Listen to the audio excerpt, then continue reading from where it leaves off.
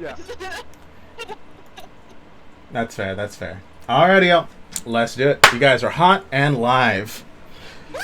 Woo! Welcome back, everyone. We are back at it again with Wayward Compass, Session 1. Let's go.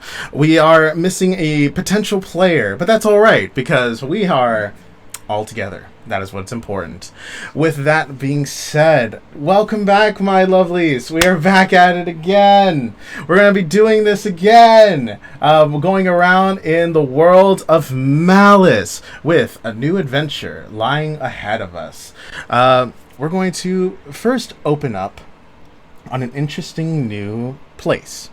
It has been a month since the last time you have all been relatively with like interactions and death-defying traits happening around you. You have all, in your own way, have spent some time taking a little time to yourselves. Remaining group of Crimson Waves, you have made your way up the coast of Estonia, going your way through these like small fishing villages, learning about the little bit of culture here, trying to make your way back up north. And for my last of Mystic Trails, and my last of Crimson Waves, you have discovered your love for a little bit of potion making, and as well as decided to leave behind the world you knew and search of something a little bit brighter and maybe with something of a gold scale, to travel on throughout the desert. Since it is already your backyard, it wasn't too much of a trouble, and still meeting the other nomads and learning a bit, appreciating your culture of within Estonia, and making your way out. Both groups have made their way out of Estonia and are currently in the country of Vurix, a land known for their mountain range, their high in agriculture, and as well as the birthplace of dwarves and dragonborn. Many rumors have always stated over that, and the few people that you talk to, if you ever talk to any of the locals, would always tell you about how there's supposedly dragons hidden within the mountain range somewhere beyond, and that at some throughout the history, humanoid dragons had made their way down the mountains and began to incorporate themselves within the world. But this was many eons ago. Ancient history that you is always being told by the old man in the corner of the tavern with a heavy drink and smoke on his breath. But that is not where we're going to start our story exactly today. We're going to begin with a little boy named Charlie. The camera pans down to see a small, little, very tiny village, about a couple 30 families or so, a few houses here and there, a small marketplace, very poor, they are farmers at best, and the one rich person in the village, sort of deal. Within this confines, we find our young boy Charlie. He is making his way through the winding side alleys, quote unquote, and he stumbles inside a large, sort of abandoned warehouse that is. The rot is going through, the wood is falling apart, the foundation is no longer viable, but yet it somehow still stands, as though there is something keeping it standing. The boy enters in. Yeah, a little bit around 8 to 10. Very young, with long curly hair, and a sort of like a pale tanned face, and as well as his front teeth still surprisingly out in some way. So he speaks with a bit of a lisp. He walks in. He carries with him a little bag of bread. As he enters in, he has his like dirty clothes. He looks orphan. He looks like an orphan. When he enters in, he finds himself in this dark little warehouse. He steps in, looking around. Hello? Hello? No answer. So he settles down, he pulls out a piece of bread, and he starts to eat. And he eats famishly, as though this has been a long time since he's eaten. Eventually, he hears noises coming from around, and as he stops as he's finishing the last of his bread. He takes a peek over, and he sees that there is a couple of figures moving their way around. two burly gentlemen, them with like long cloaks, and he can see a glint of hilts of daggers. He's seen them before, as you know, being in a village and seeing all these sort of things. But he's never been close enough to actually wield one. Now he sees two large men carrying these large boxes, and they are same tan color, same like curly skin, curly longish hair, very much like these guys are somehow locals. But as they step around the corner with these big barrels and crates that they're carrying with them, they don't see him, and they start placing it down. They're having a chat, and he is realizing that this may not be abandoned, so he's trying to make his way out. The taller of the two. Look, I know that it was a very harsh way of saying it, but let's be real. It was shit, and you wrote it down like crap. I know you put your E's backwards. I've been telling you that for like the past month. Well, it was a poem about love and serenity, so it doesn't matter if the E's are backwards. What do you mean it doesn't matter if the E's are backwards? They literally need to be legible. Like, that is the whole point of writing. But she liked it. Yeah, because she can't fucking read. And they place down these barrels. And as he's like freaking out about they can't read, he knocks over a small barrel, and it lands down onto the ground, and it shatters, and apples roll out in multiple directions, and one rolls over to Charlie. Charlie sees this, and hunger still gnawing at his within his belly, and as well as he has not eaten a fresh piece of fruit in a very, very long time. And which is very strange, because in this village, they are very close to one of the big agricultural towns that supply a lot of fresh fruit, but it has been a very lean springtime right now. So they haven't had as many as they would hoped, and he has had enough coin to purchase one, and he sees it there. This normally is about now 3 to 4 copper, depending on the merchant that you're dealing with, and it seems to be up for grabs. And Charlie is very hungry, so he reaches out. He grabs the apple in a quick flash, and the taller of the two sees it as an apple that he looked suddenly is swallowed into shadow. And they can't read. Pulls out a dagger, flicks it around. He nods to the other gentleman. And if she can't read, there's no point in her being around, as they step closer to the direction of where the apple had been disappeared to. As Charlie is sitting there, he tries to make his way out. He finds the little area that he had entered in, a little gap in the side of the wall. Tries to push of the wood, trying to make its way through.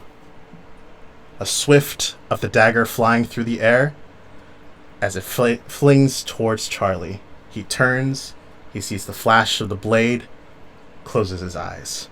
But then suddenly, the landing of something heavy, the clinking of metal, this musical, beautiful sound of arcane energy appearing, and he looks up, and there stands an automaton, a revenant. Tuna. Oh, Tuna. We're going to take a moment and pull back on this.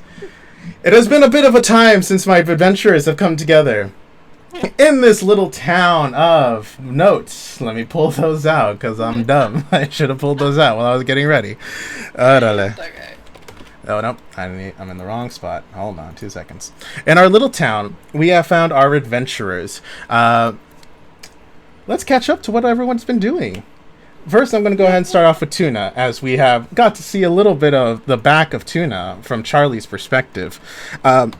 Tuna now has mainly sold off or used all of the parts that were of the arms and the coffin that you guys had previously attached. He now has literally 2 revenant arms attached to him as like armor, and they are like intertwined and like melded together. The crystal is still thick on him, and he has these now new little fangled gadgetry and mechanic tree, and he's able to duplicate your bag of holding. So he actually has one of himself now. Now at this point, he is a sorcerer slash artificer, multi-class. He has taken the time to learn how to build things a little bit more specifically, and he's been able to use the pronouns "I" now, in a little bit more of an everyday life. Right now, he has a lot more thicker of an armor. He's not quiet at all anymore. Like, not at all. He still wears his cloth, his like sort of like robe cloth around him, and he still wears the large cloak. And every now and then he'll keep the hood up to hide that he is a revenant. But he is a much heavier and a little bit of a beefier boy. And the fingers of the arm are now the hilts of his daggers that he keeps on him, so they are like literally sheathed within his body, and he is able to quickly pull them out if ever he needs to use them. He still has his little crossbow, but honestly it barely sees any action nowadays, as he is so been entwined to arcane, and he is no longer that innocent tuna that many people have remembered him by. He's grown up a little bit, but rather than telling you, we'll see it in action. Tuna walks behind you guys, looking around and seeing this very nice little village that's been acquainted, a small little marketplace that has been very lean selection, but enough to get by. And you guys have been making your way around a pretty fair amount of distance. You have met a lot of interesting people along the way. Some cool blacksmithies, some cool art, apothecarians and other things, and herbalists of every nature. Farmlands that you've seen throughout the eye you can see. You see off to the side the large mountain range of Vurix, and as well as the northern mountain range of Vurix off into the distance. They tower in the sky like as though there is giants just beyond your reach, and no matter how much you walk to them, it seems like the distance will never become close, and that they will still stay giant to you. But for this time, you are in a like sort of a grasslandy moor area, long spans of there are a few forests of trees, but they're very minor. And the world road that you are associated with that helps you kind of travel throughout the entirety of the continents, you are basically on like a branch of it. It's basically like, think of it as a river where there's many little branches that lead off into other smaller villages and other things of that nature. As he walks behind you guys, he looks around. I believe that we'll luckily be able to find some good food here for you. As he looks around at the well-tuned earth, and that it seems to be of a more of that this is a good farmland. This is a hardier farmland. As he turns over to you, son, how has he changed over the last month that you guys have been traveling throughout this time? Was it? It's quite a bit from what I've seen. He went from, was it? Lanky looking robot to whatever the hell that is. bit of a beefy boy now. He's a bit of a beefy boy. It's some games, robotic games. A lot of it, yes. Yeah. What was it? It's what about? It's has sun changed? You mean? Yes. How has sun changed? I'm more interested in what you look like now. Paint me a word picture, if you so will. What is it? Definitely. Was it mostly the same? Some was it? Everything's mostly the same. Although he just got rid of the corset because he was just was it? You know what? Traveling a little bit lighter, especially. What is it? It's I look nice, but you know what? It's too hot here. I ain't doing this. Yep. Springtime is definitely in full swing. The sun is out a lot more now, and being out of the desert is nice, but it's relatively warm. Yeah, what is it? He's dressing a lot lighter too, his pants, they're always been poofy, they're a little bit more poofier and thinner. Okay.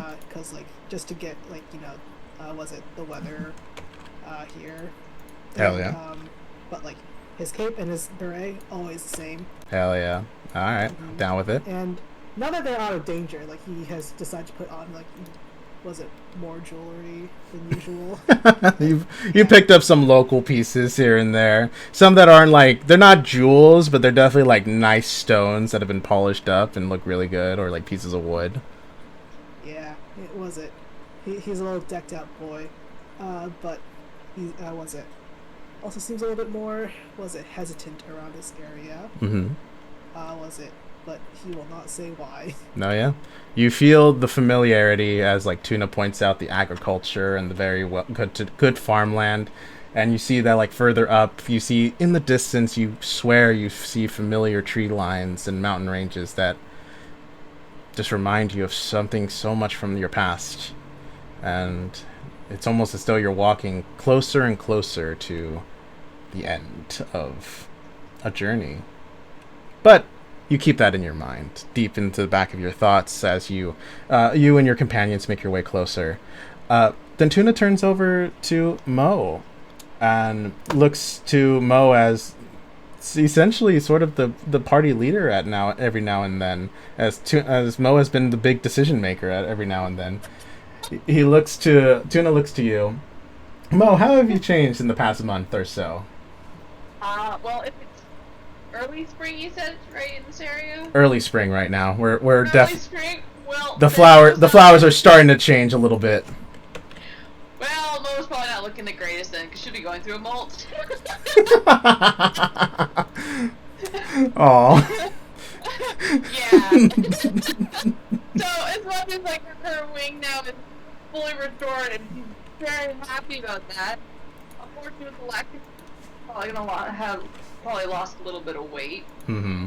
So she's got, so she's not as hefty as she'd like, but she can work that back up. So her wings are not as strong as she'd like. Gotcha. But with the molt, she's kind of patchy. Bitchy bird. I mean, if you point it out, maybe. Otherwise, he doesn't really care. She's happy. So she's got a lot of underdown showing. This is a little more like patchy white, almost like calico kind of look, marbling. Cool. All right. But her wing feathers are still nice and strong. For clothing wise, she probably would have picked something a little more to her liking. Now she doesn't have to deal with the desert stuff. So, some nice fitting trousers, I suppose, but with the back end kind of torn off, so her tail feathers are still available for flight.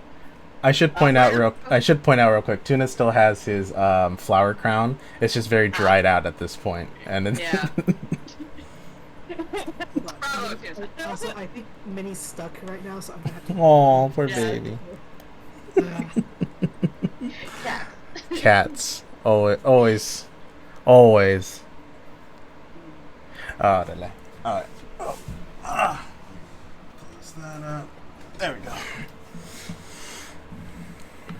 Turn on lights. Yeah, once this thing comes back in. And don't worry, Tam, I got you.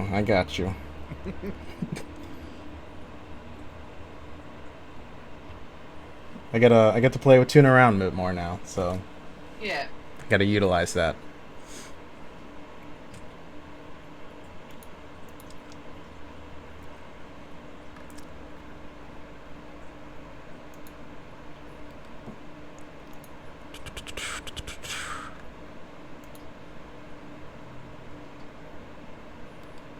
Alright, there we go. Now I have all my notes from work.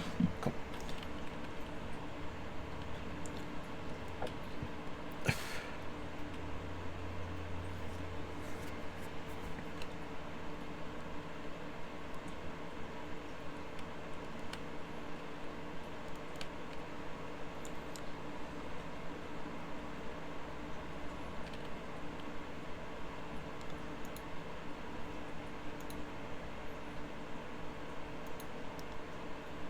This is why I didn't want to do so little people, because it's always so rough if someone has to step away for a second.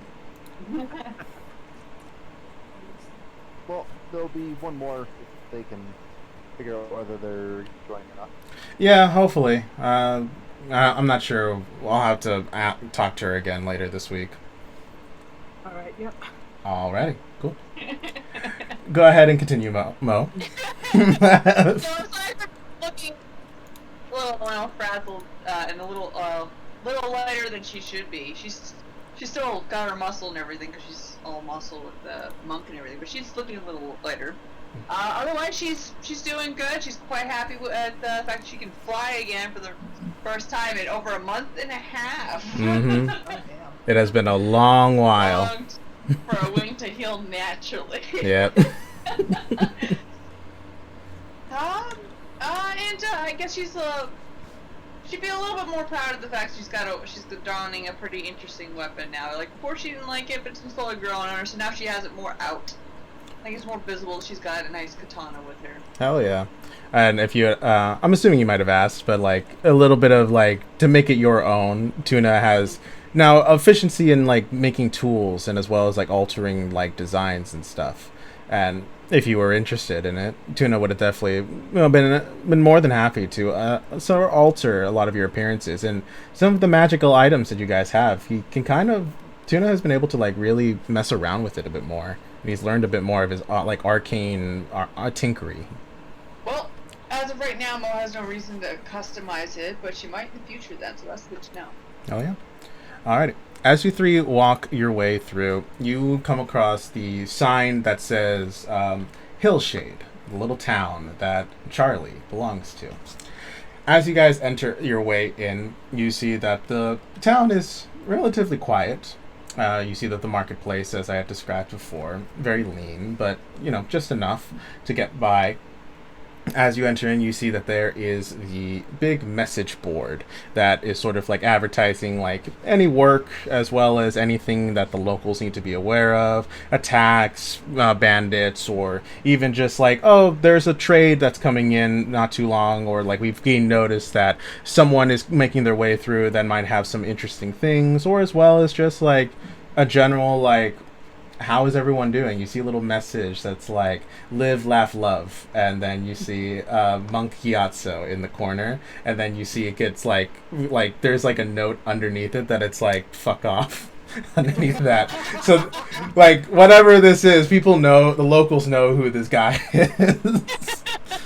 And underneath that sign, you see a small kobold standing there looking at the available like list of supplies and other things of that nature. Tem, you have found your way up to Hillshade earlier today. You've been able to hide out or to like find a little place to sleep. And you are currently looking for a couple of extra supplies to help gather your way over to the next town. You hear that this is a highly agricultural town just up ahead, and it's a big trade market. So you just need a couple of extra things just to get yourself settled. And the fastest way is either to buy it or to find work that might give it for you for free. Tem, how has things changed since the last you've seen?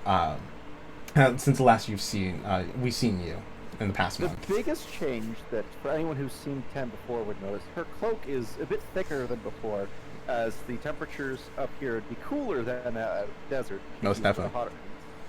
So she's wearing a bit more layers than normal. She has acquired another kit that she carries with her, so she's got more files and different tools across her body to make up for the extra room. And the bag that she carries with her is now, it was previously it was about half her size. Now it's almost the exact same size as her. She's got all of this stuff in her. Definitely. And because everyone is like, we kind of mosh posh everyone together. Anyone wants to give out general descriptors of what everyone looks like?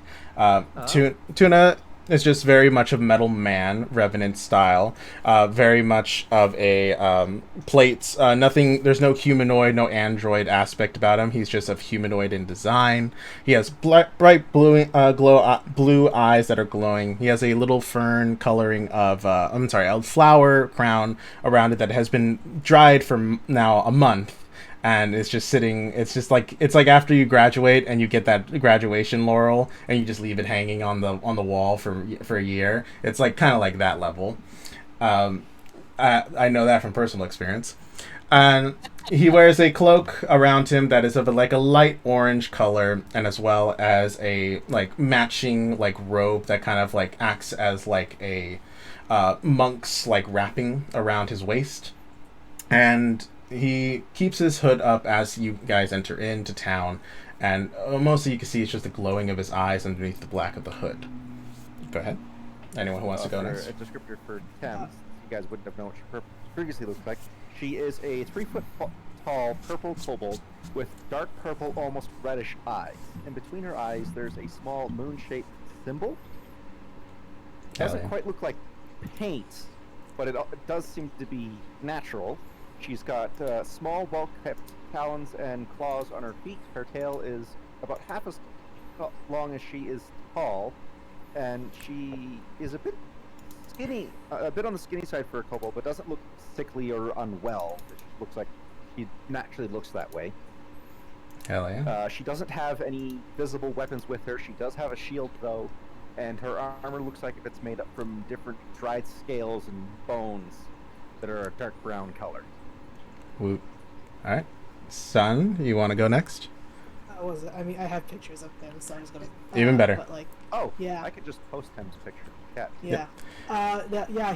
He's a little sunflower themed bard. Was it? It's like, well, was it? He does have jewelry, but was it? He's decked out more than usual. And was it? Yeah, he got like a little capelet that's like sunflower shaped.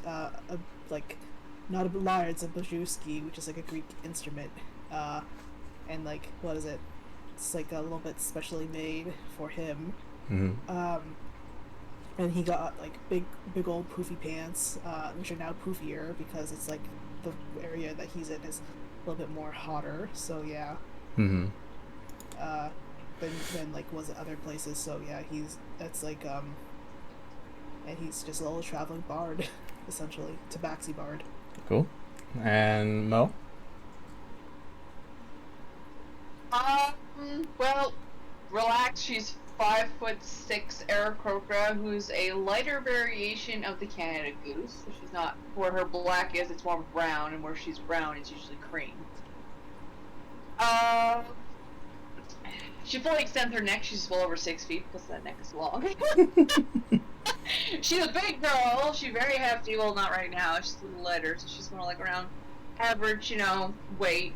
But she's normally real hefty, thick arms, thick legs, thick belly, thick everything. Mm-hmm. Doesn't wear a top. But she doesn't have breasts in the same frame that most women do. Mm-hmm. She's a bird, so there's no nipples. It's just muscular from all of her flight muscles in her arm. True. She could be mistaken for male. Happens often. She doesn't care. She doesn't give a shit about that. Mm-hmm. And she mainly wears either a raggedy type, almost kilt, but not patterned, just like 1 or 2 colors. Or she'll have a pair of like really puffy harem pants. Oh yeah. Because waddling in regular pants is not as easy. I forgot to say, Sun's like 6'8", so yeah, he's tall. I think Tuna Lex had clocked it as I want to say like a 5'4" or something like that. But Tuna, just like shorter than Mo, but black. Yeah. Kind of does this first, like, noodle. Sun just towers over them. Yeah. Noodle. Full length noodle. Yeah, pretty much. Alright. That's how she goes, yeah. Hell yeah. You guys all find yourselves standing in front of the message board looking for essentially like general knowledge of the town, of Hillshade, and as well as any information that you guys are generally wanting to look for. Is there something you're all trying to find out? Well, if Tim was in town looking for rations, she'd probably be looking for some fruits or other berries. Okay. Go ahead She and could easily turn into rations. Cool. Go ahead and roll me. I say right now it's going to be a perception-based investigation check. So just investigation check, but it's mainly sight mostly. Yeah. That's going to go awful. For the rest of you, You fucking called it too! That one. there is you don't think berries exist in this town. Like, fruit just does not exist here. There is like, it's like, this is crazy. Like, you've heard, like, even in the desert you could find like a good berry here or there, but like here, Well, what does this our agricultural town grow then, if not for fruit and berries? the fuck you know? you not the fuck. I don't. I think this is all mental. She's just thinking. Oh yeah, Tem has a voice, so you'll know, and it's a bit back and forth. Yeah. Sound like Garga. Kind of. There. I like that a lot. Jesus Christ. Yeah, Garga was kind of an inspiration for Tem for her voice. That's great. Oh my god. You don't think there's fruit here, dude? Like Tev, I like this village is like a fucking oddity right now. Like, there's just no fucking like the vegetation is vegetables. Fuck that shit. Vegetables are new to her. Exactly. Not a lot of vegetables you can grow in the desert. Yet somehow you still find them. It's like, what is this? Mo, son, anything we're looking for in particular as we travel up? You're still making your way northward. Yeah, as Bucket suggested, we're like, we could get some decent food here. Mo is ecstatic because she's been living off of kibble for over a month, because aside from cactus, which she's been absolutely in love with. She's loved cactus a lot. You've definitely like been able to cut one down, but like it has been gone. It has been like days since your last cactus. Probably weeks if we're now off the boat off of there, and we're now in this country. There's no cacti to be seen. Definitely, yeah. Either way, being on the boat was pleasant for food-wise for her, considering her main diet. So that's probably where a lot of her weight ended up missing too, on the fact of like not being able to fly because she's had a broken wing for so long. Mm-hmm. So she is absolutely ecstatic to get some real food, and it's spring, and she's like, "All right, gotta find me some place to get something good to eat." Hell so, yeah. Same idea. Investigation, perception-based investigation check. Mo's got investigation down. Let's go. She good. There you go. Son, how about you? What are we looking for? Son's like keeping an eye out just in case he sees someone familiar. He's or some familiar people. Since you have some knowledge of this area, you know Hillshade. It's a bit of a small town. It's one of the few, like, it's sort of like think of it as like, it's like that southern town away from the big city, quote unquote. Your little where your, you know what's around here. This is kind of like the real southern like town.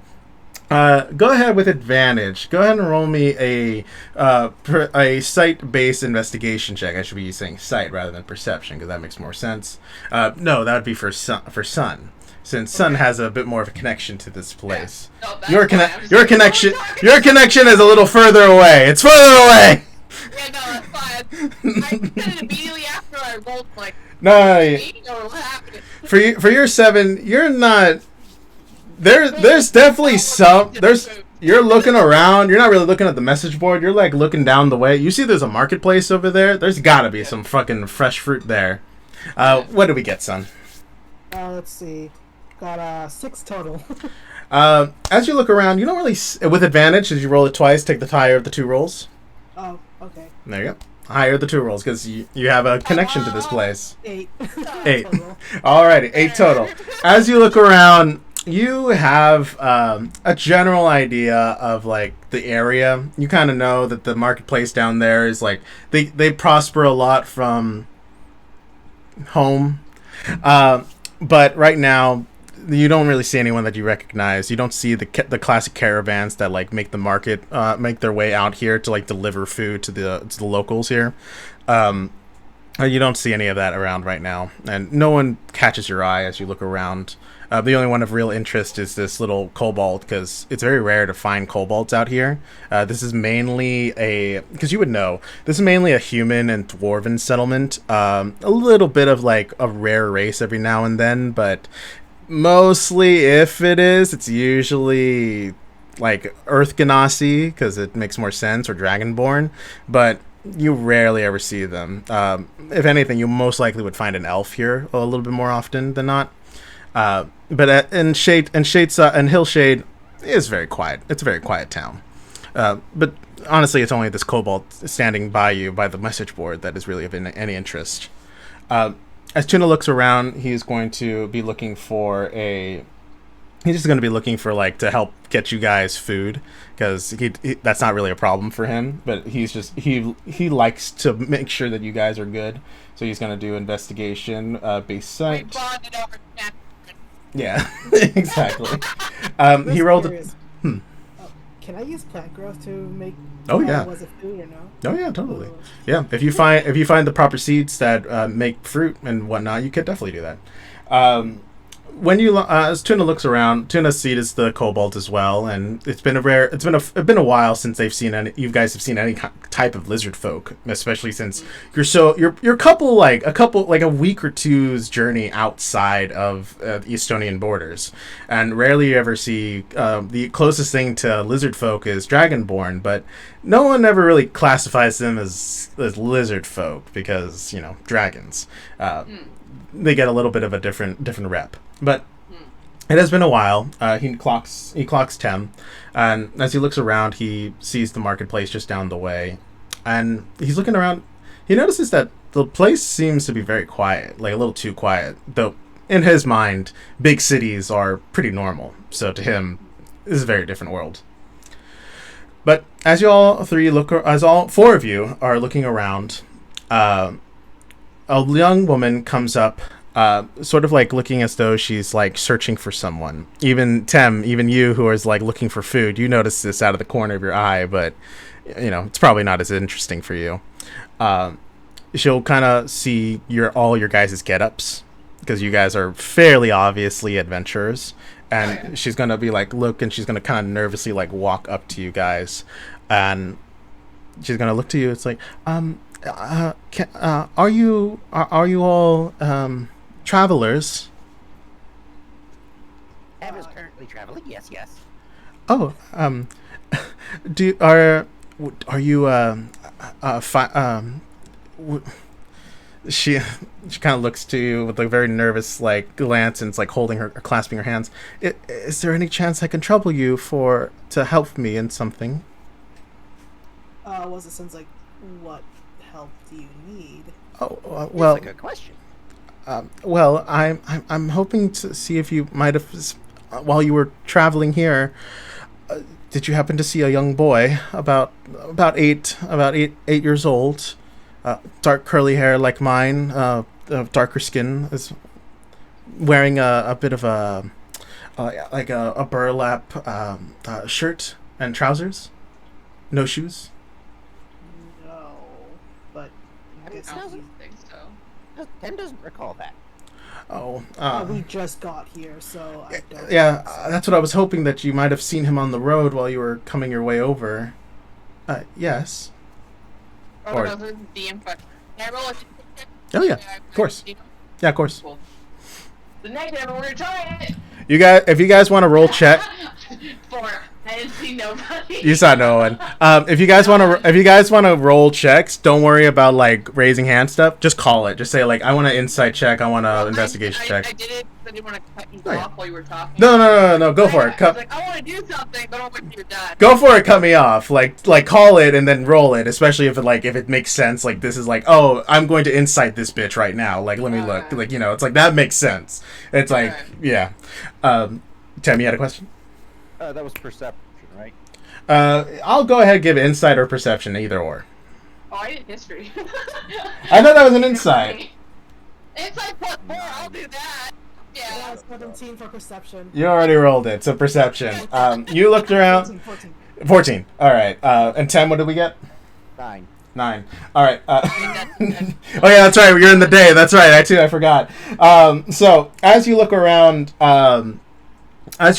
you see that, son, you see no one matches that description. There's a lot of people who match that, like the same dark color, the same like brown eyes, and like a dark skin complexion. You see that there's a lot of people with similar like genetic structure, but no children. At least that's what you've noticed, and you're very perceptive for a tabaxi. You're very cautious nowadays, so you've seen nothing. Tem, no idea. You haven't seen another person of your height in a hot second since you've been here. And Mo, I'll give you the 19. Same idea. You've looked around, a lot of same genetic structures. no one that matches that description. And I was hoping if you might have seen him on your way up the road, but I'm just worried that he might have run off and gotten himself into trouble. Is he your son? No, he's I guess you could say he's part of the orphanage, and I'm one of the caretakers, and I try to. He's a little bit of a rapscallion, if you will. You're a warden. Yes, that is our term. We prefer the term caretakers. Was it? Is it normal for them to be missing? Like, do they run off often? They run off often, yes, but it is lunchtime, and they tend to return to eat after they run around for a couple of hours. But he hasn't. It has been about half an hour, and he has not returned home yet. Does he? Was it? Does he do this often? And also, do you know where he frequents? Not too often. He's usually he likes to travel around in the little marshes around the area, or every now and then I know some of the children, even though we tell them not to, they'll go out to the woods, just a little beyond that way. And son, as she points that direction, you feel that like ache and pull of like home in that direction.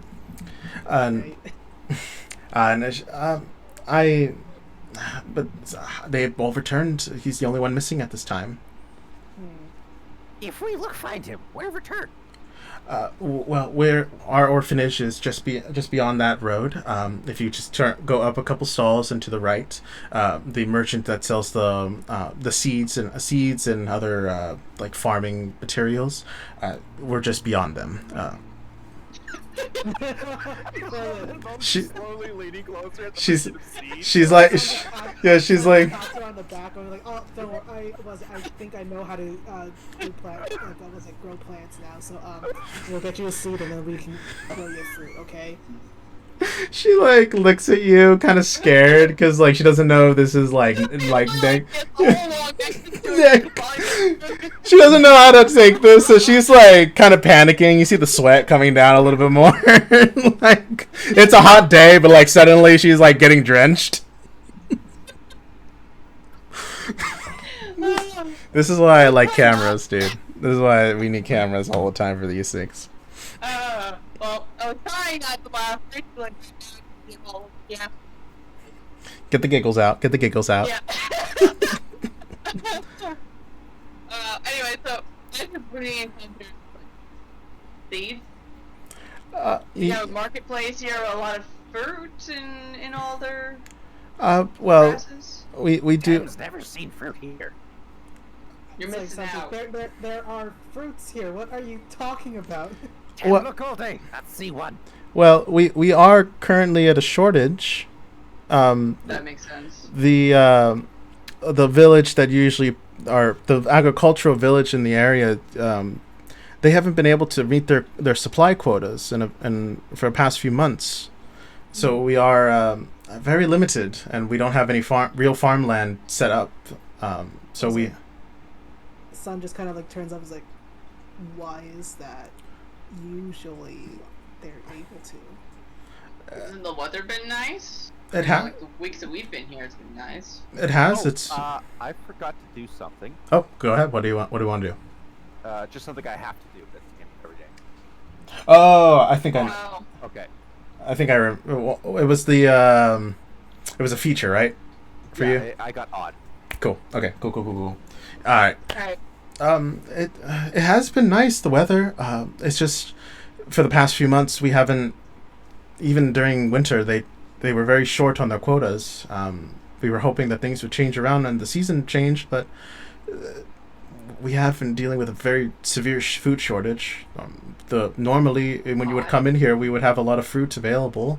Right now it's mainly the hardier plants, vegetables that we have, but there are just the very little that you can grow at sometimes and whatever we can gather. There have been an increase of mushrooms, but nothing of a.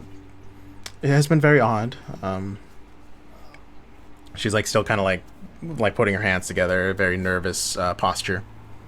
Can I have a little insight? Oh yeah, of course.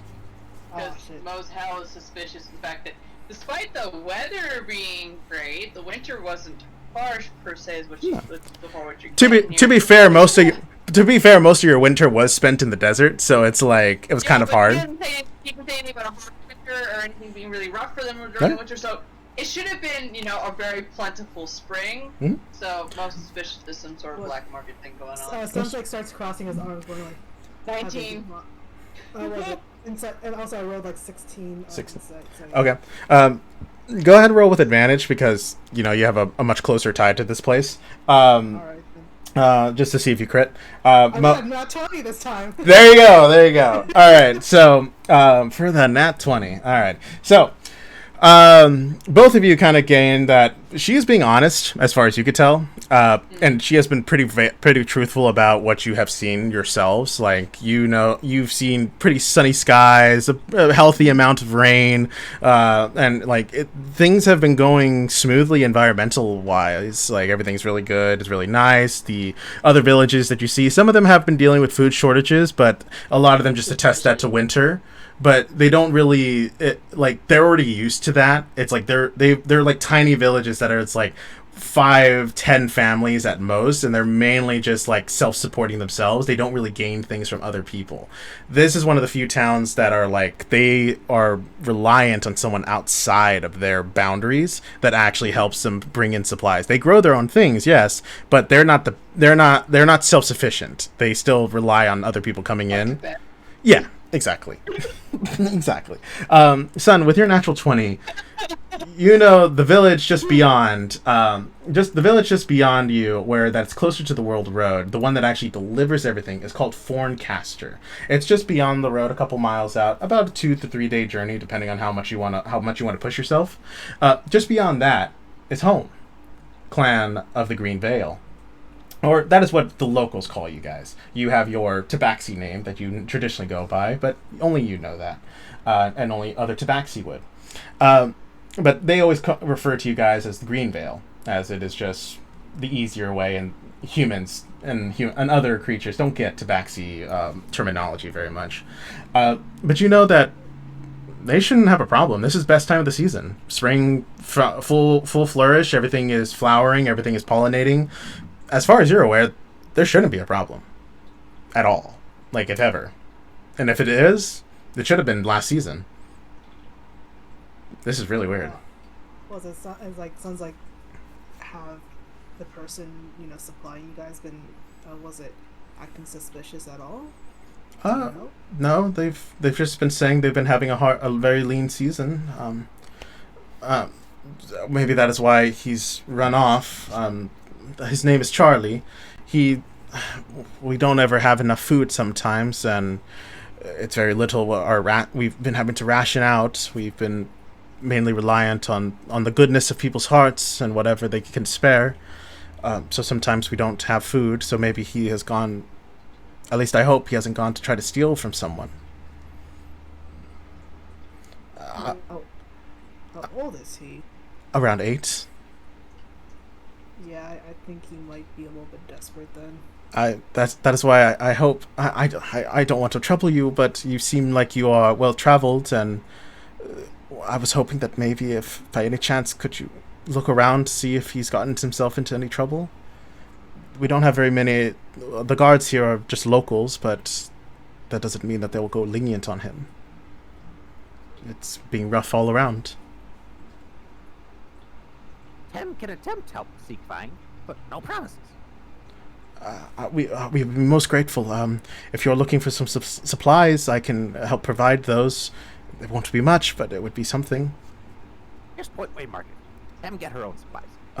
Just beyond that way, and she'll turn around to the marketplace just beyond. You can see that there's a couple of people at stalls and a couple of people there, and from afar you can't really tell what they're selling yet. But no, Tem will head off. Sounds like what was it? We'll get. What was it like? Okay, how about this? I get some seeds for you, and I can grow some, and you can have your fruit, and then we can find this boy. Okay? That is to mow. Okay. Alright. Tuna says we should help those who are in need. Alright, well, I want want to do, All right. I will. Oh, thank you. Oh, thank you. My name is Gracie, and she's going to hold out her hand as Tammy walk away to the rest of you guys. How was it? And Sun just like shakes her hand with both paws and just like She, walks off. you see tears in her eyes a little bit as you guys walk away. I'll waddle enough to Sun. He waddled away, waddle. I know that. Alright, thank you. We don't have to Barney, let's go. She's gonna still like look around like as though she's still looking, just in case if maybe he shows up wherever you guys aren't, and she's gonna walk away. Continue to walk down to the other houses and everything. Can I roll for investigation to see if I can find like tracks or anything that would fit a description of a small boy? Of course. Will my threat of finding work on him or no? Well, you don't know what he looks like. Yeah. You could describe him, and because remember the thread likes very specific things, and you know his name. You don't know his surname, but you know his name. All right. And and I should point out, orphans tend to not have surnames. Surnames are usually associated with the orphanage, so they'll choose a surname, and they will all be that surname. They will just have their own individual names. So, in instance, there is a very well-known orphanage that is run by a couple of churches of the Obsidian Pantheon. Their last name they give out is Unvesk. So any orphan that comes through there is automatically Unvesk. A lot of their names actually come from origin, so a lot of it's like, oh, I'm a Dravet of Bardis. Like, it's of usually for last names. Last names aren't any big thing for a lot of common folks, so it was surprised he doesn't have a surname. True, but Mo doesn't have one. that is true. Some cultures don't use them, but they utilize this for some orphanages. Go ahead with an 11. Yes.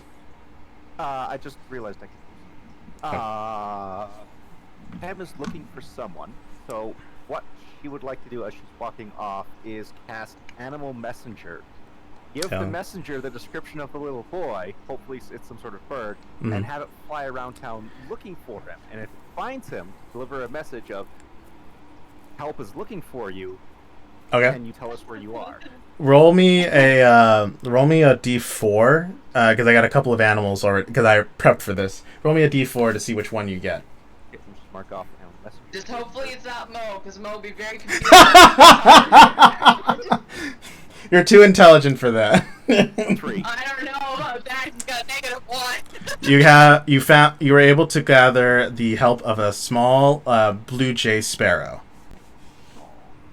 Okay, and I'm going to give the description of the kid that they're looking for, and then if it finds him, and it's just going to be circling around town, to deliver the message of cool. Help is looking for you. Okay. Tell us where you are. Tuna. Go ahead. If it receives that message, hopefully, because this is how a spell accurately works, because after it delivers the message, no one flies away. I'm hoping that it can come back, because it's such a short-range thing, that it can come back, deliver the message, and then go about whatever it was doing. Roll me a persuasion check to make it, because you're doing something a little bit more out of its characteristic of the spell. So let's actually do we're going to do 2. We're going to persuasion and arcana to try to like persuasion would be a total of 16. All right, and let's do 1 arcana to see how successfully you're able to alter the spell and maybe even like be able to incorporate this as a 8. All right. This is very one-shotty sort of deal, but you are able to persuade it to come back, and you even you pull out a couple of your dry berries that you use with your reverse and forward. You're able to like offer it that to like entice it to like finish the job and to actually return to you. Okay. You feel fairly confident. As you do that, you basically literally just summon a bird to you to come and find you. Tuna's going to see that. He's going to walk up. He's going to, they're relatively behind you. He's going to come up to you. Tuna is fascinated. How were you able to communicate with and he looks at the bird, a wayward winged blue jay? Not so much as communicate. Tem offers words. Creature understands. It does job, magically inclined to do so. Tem doesn't understand it. Is this magic? Yes. he kind of looks at you with like, because he doesn't know anything about druidcraft, so he looks at you with like kind of like a as most of an expression of fascination as you could kind of see with his glowing eyes and his hood up. Would you be willing to teach Tuna? Have to. Never done so before. Tuna's. I am a Tuna. And he'll reach out his hand and you to shake your hand. Tem will reach up with hers and go, Tem is Tem. You hear, you feel like a firm handshake of like almost as hard as stone, maybe even harder. Wrong grip. Thank you. I get that a lot. Okay, cool. You wanted to do something, son? You're still muted, by the way.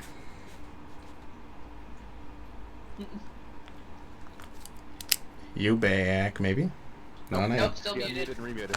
Nah, she's doing things.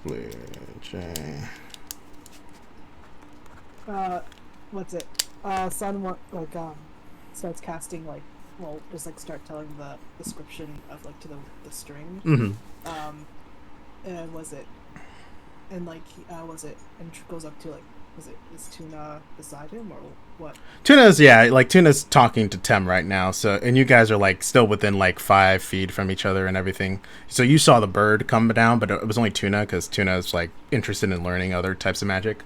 As you ask the descriptor of you describe it to the string of finding will like do its circle, and then it will start to point somewhere a little bit towards the west, and you see that like every now and then it'll kind of like shift and then shift and like a little bit like that, like, so the target is moving. Was it? He's like, we better start going because this thing is moving and I'm concerned about if it's gonna go somewhere. Well, kids keep moving, right? And we're running around crazy. And from my experience, they have seemed to be fairly active creatures. Most fledglings are. And that's kids for you.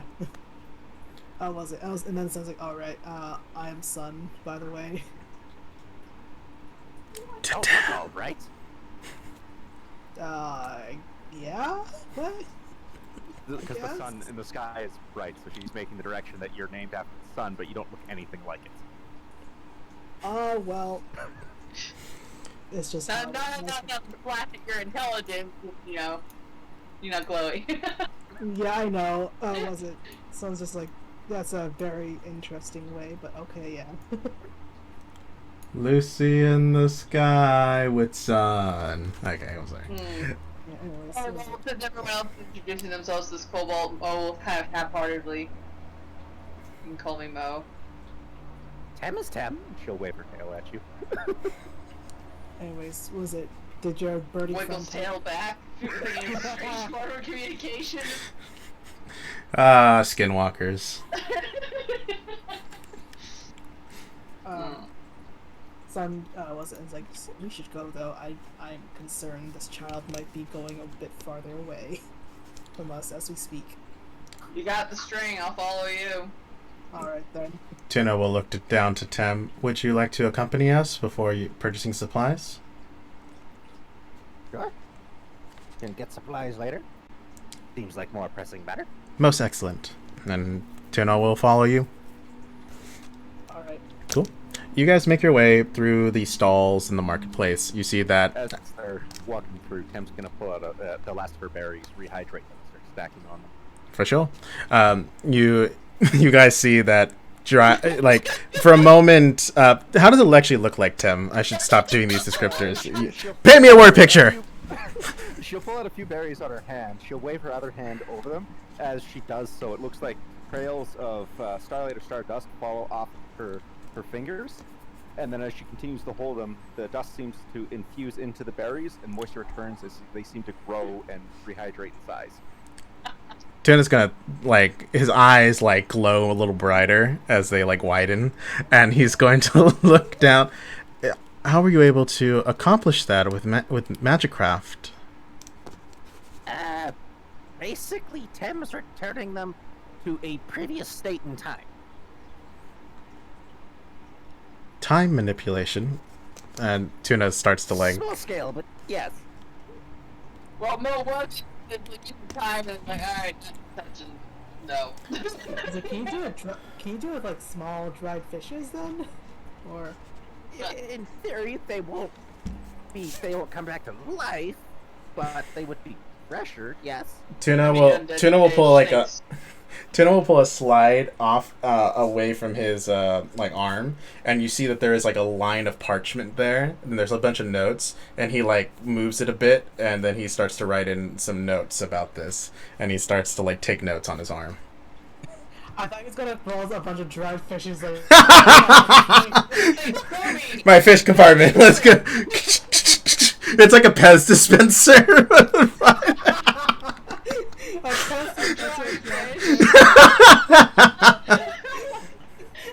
Very fitting for your name. There you go. Yeah, because it's a canned tuna. Because a canned tuna. Tem will offer one of the berries to Tuna as well. Tuna will take it and look at it, and you see that like a little bit of his eyes like kind of narrow, and like the dimming of the light goes in as he's like squinting at it, and he looks it over.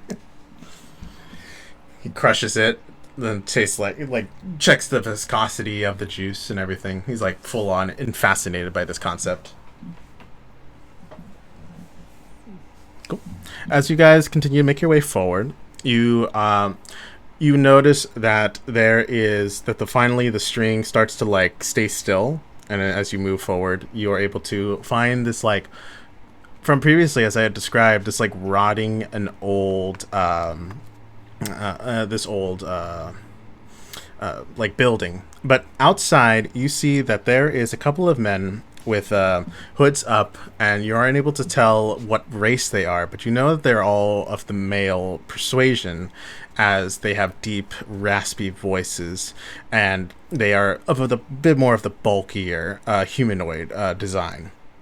They all seem to be wearing cloaks and darker like clothing on them, and they seem to be like talking in like relatively like jovial voices at this time, where they're just hang like almost like as though it's like a hangout sort of deal. But there is a large cart with a lot of boxes, and you see that all these boxes are varying sizes, and a little bit of like, son, you kind of notice this more. These are kind of like the transportation boxes that, Forecaster would use. What would you guys like to do? I want to grab a water. Go ahead and discuss amongst yourselves. Give me 2 seconds. Oh, I need to fill up my water bottle as well. It's gone through it all.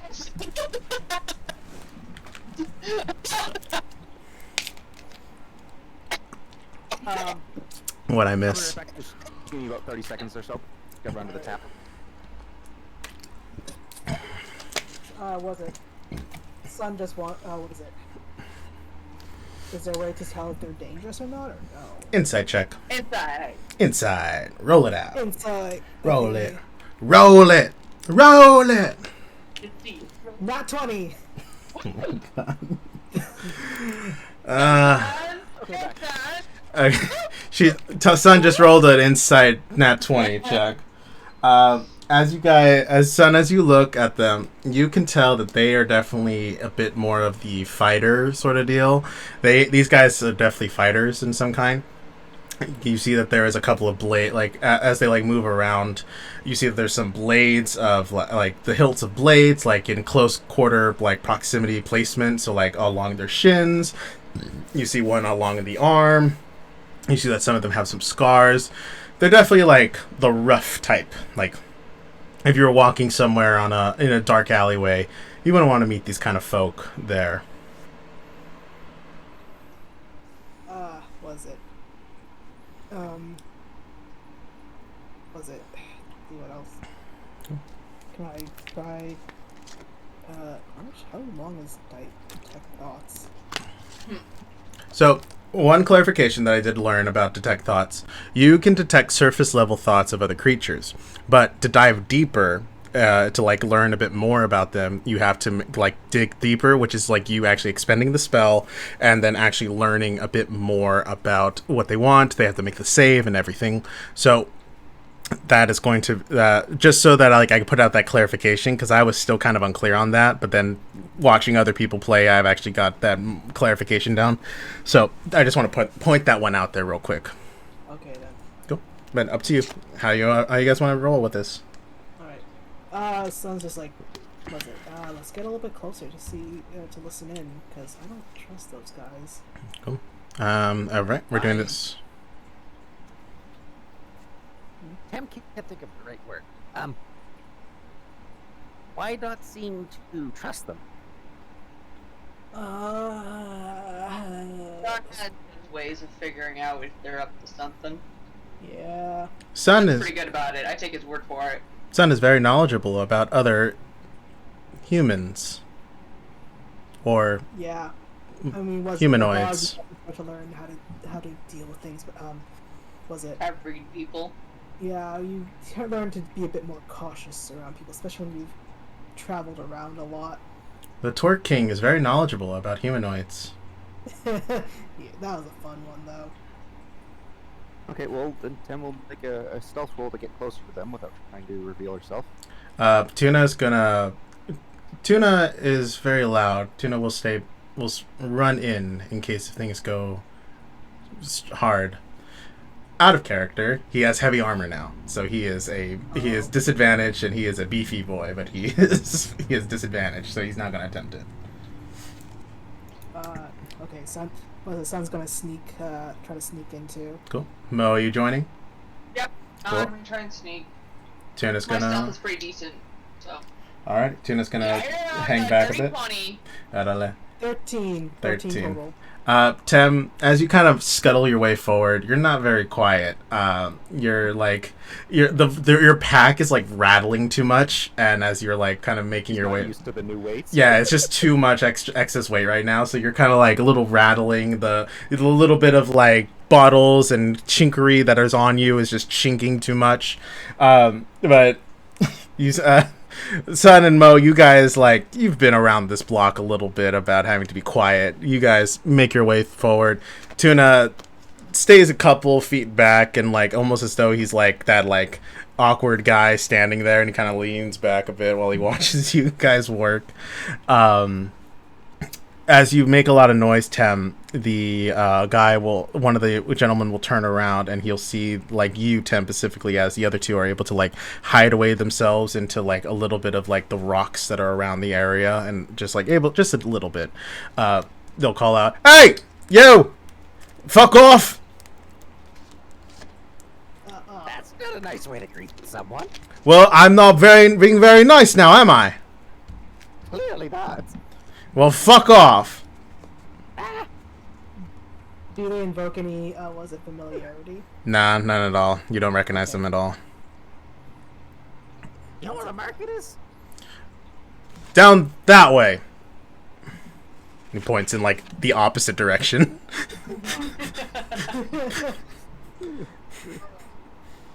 Okay, Tem will turn around.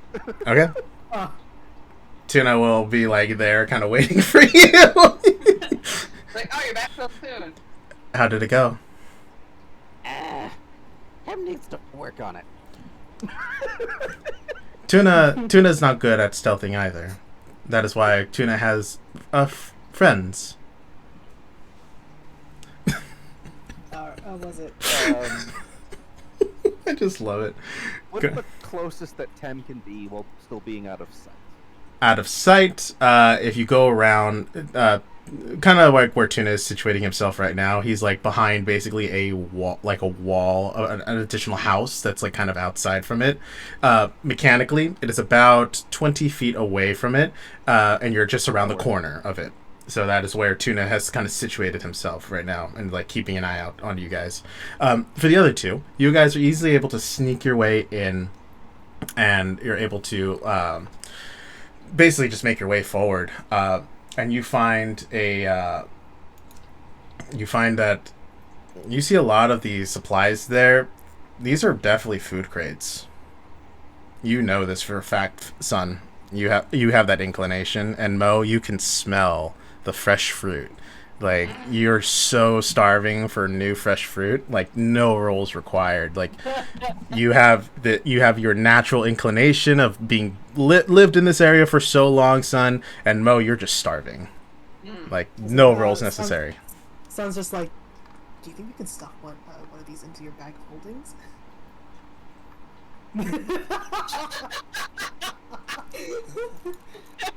I mean, Mo can't express that kind of thing because she doesn't have to of her eyebrows and she doesn't have lips, but that's basically the look she gives. She's like, yeah, we could totally do that.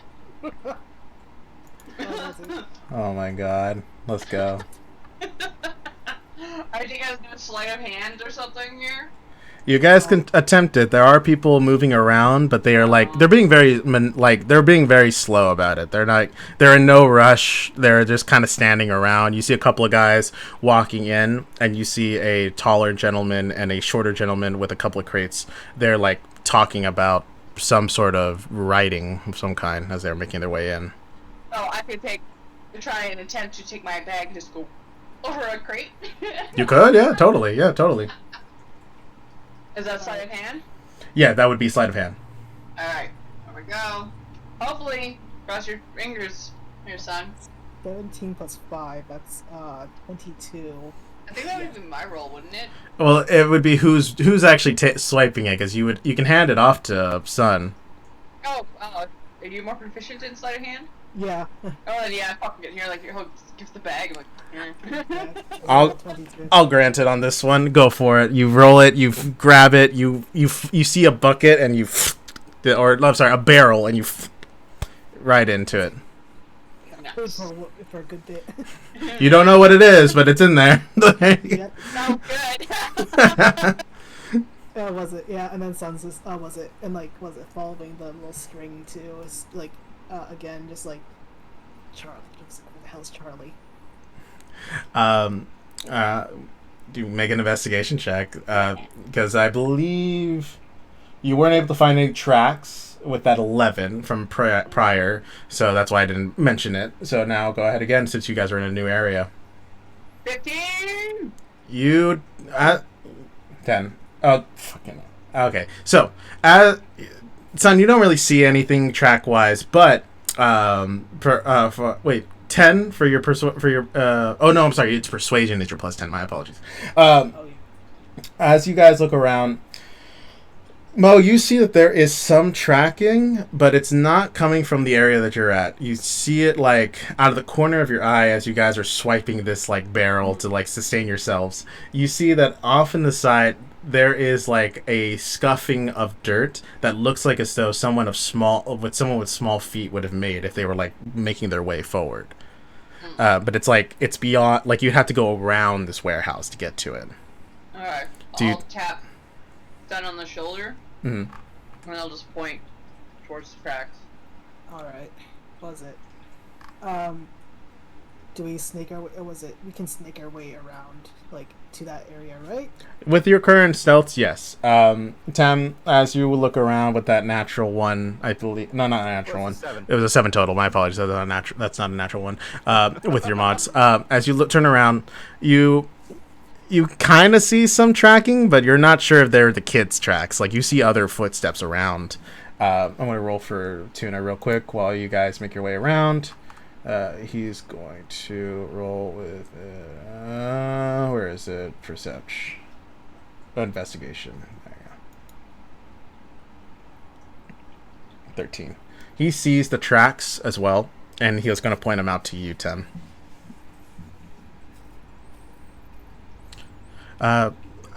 Tuna believes he sees the footprints of a child, and he kind of points them out to you, Tim.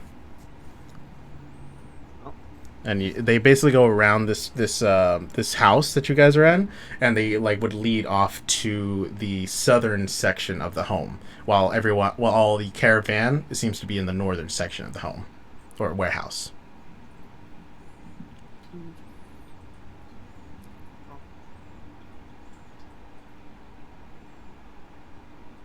Seeing as she got spotted last time, she's gonna wait until there's clarification that they need her, or until Tuna follow him.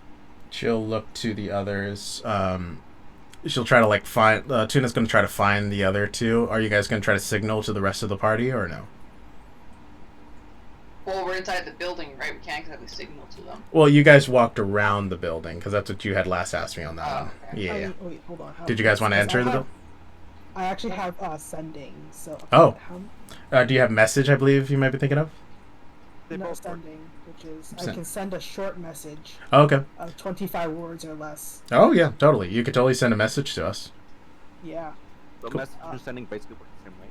But Basically. there's a more powerful version that works anywhere, including on different planets. Oh, that's right. It works within 30 feet, and you have to know their exact direction and location. That's right. That's right. That's Range right. is unlimited, and yeah. Cool. All right. What do you want to send?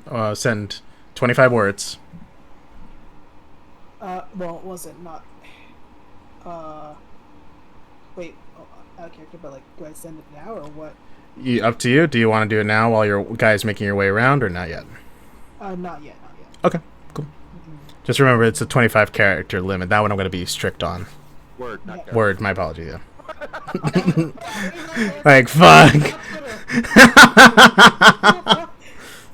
You know what? I should just do that. 140 character limit, and just like tweet your sendings. Jesus Christ. Oh god. Okay. All right. So you guys because last I remember it was making your way around. Are you guys going to make your way in? Yeah. Okay.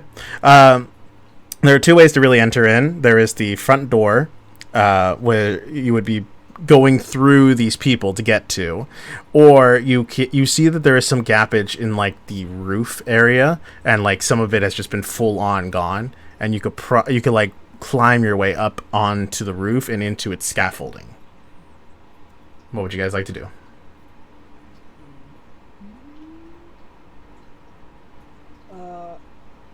I'd say we go up through the roof. Oh, you can just fly up there. I did! All right. Alright, So, alrighty then. So, go ahead. Since you guys are climbing up the side of the building to get into the like crevice of the scaffolding, go ahead and roll me another stealth check, as this is going to be a bit more rather than just like sneaking around. There's going to be you guys like full on being very quiet. Mo, you have advantage as you can fly, and your flight is fairly quiet. Maybe a couple feathers here and there, but you know. Yeah. What was this for? Not again? now, but at least I'm not a freaking pigeon. Yeah. Stealth. Wait, Stealth. stealth? Yeah, because you guys are climbing this time, not just walking around. 17. 17. All I right. got 13 with advantage. Alrighty then. Yeah. So, son, you're able to like make your way around. You guys are able to make your way around, and son, you like Mo basically like boosts you up real quick as you are able to like basically like hardcore parkour up your way over, kind of like fucking Assassin's Creed style, and you're able to get yourself into the crevice, and you see that there is some beamage. They're relatively weak, but they're not like. If you stand on them for too long, they're going to definitely fall out under you. But for right now, they're enough to get you by, and you're able to get to the sturdier bits. But it's very rough. You can go along the beams, or you can jump down the wall before we resolve Mo. What is it? If I'm gonna jump down, I'm gonna cast Featherfall then. Oh yeah, totally. If you really want to do that, yeah, for sure. Yeah. You could just slowly levitate down as quiet as possible. No roll necessary.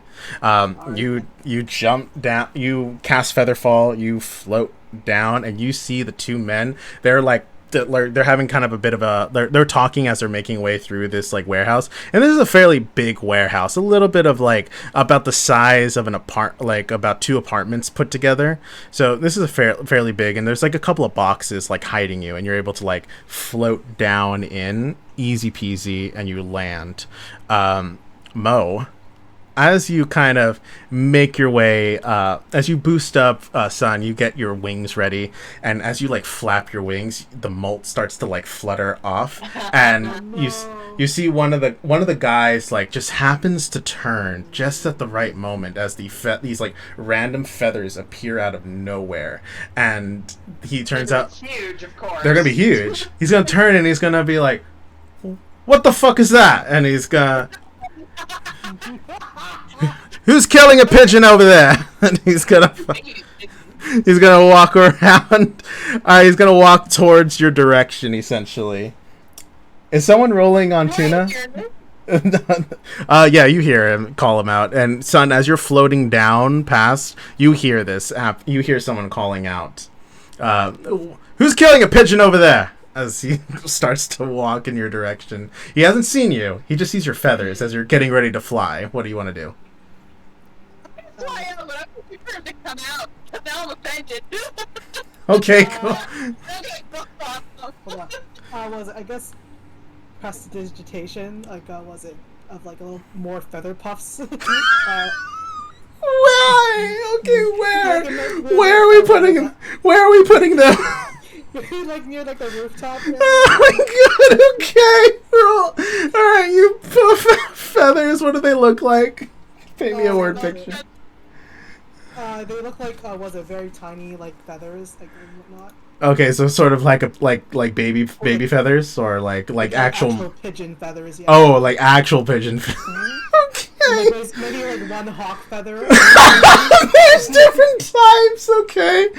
All right. So they you see a puff, like the puff of feathers go out. I'll give you that. Mo, it's still your go-to. Do I see these As you're about to like turn to confront this guy, you suddenly see more feathers of like just poofing like out of like just appear out of nowhere above you. And when they land, like in the moment, like one that like touches you, it dissipates because it's an illusion. So as soon as it comes into contact, it's gonna die out. But more to like keep replacing it, so it doesn't seem very off. The guy's gonna run faster now because like suddenly something really weird is happening, and he's gonna run faster. Mo, your choice of what you want to do. Everyone else, you've used your reaction for this, son, so you're out. Totally your table to run.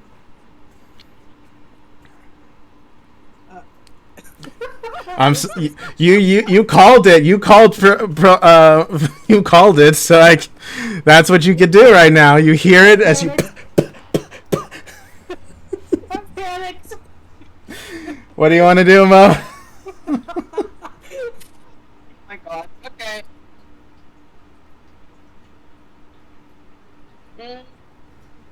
Well, since I'm gonna take a pretty good guess, and feather I'm gonna take a guess that this was Sun's doing. Probably, but I'm also gonna take a guess that now that she's a distraction because Sun found something but doesn't want to count now. So, well, I'm not happy with this food not flooding at all. So she's gonna pretend to fall and she's gonna curse and walk and like flutter her wings around more, but she's alright, cool. she fell. Okay, cool. And this just more like throw more of her freaking roll me a deception check as you pretend to fall and like hide the fact that you were not just standing there. You know what? I'll give it to you. Yeah, we could do performance. Oh my god, the guy is gonna come around the corner and. All right, so as you kind of do your performance, the guy is gonna come around. I'm gonna go ahead and roll for him because, believe it or not, these guys are not very wise. Has Tuna done anything yet? Not yet. I want to resolve this real quick before we get into what Tem and Tuna get to going. Okay, I was just wondering because if Tuna moves, Tem's gonna follow. I just wanted No, to yeah. Tuna has an idea. Tuna has an idea, but again, I want to resolve this shit show real quick. I just wanted to say that because there was rules for Tuna. Oh no, yeah, for sure. That one was my mistake. Something was happening on my keyboard, and I kept it highlighted. So Tuna is going. Sorry, Mo. You're going to turn around. The guy is going to look at you, and he's going to see it, and he's going to be like, "Are you okay?" I was gonna turn around and give narrowed eyes. Do I look I'm okay? Is gonna pull out the bolt a little bit more? Like, You know, yeah, you kind of look like shit right now, yeah. yeah. Fuck you. That's how I was thinking. You go, fuck. Well, fuck you too. ended up here. I'm the fucking season. Leave me alone. All right, well, fuck off. Get out of here. It's gonna. What do you mean, nah? I fix my shit before I leave. What fucking go?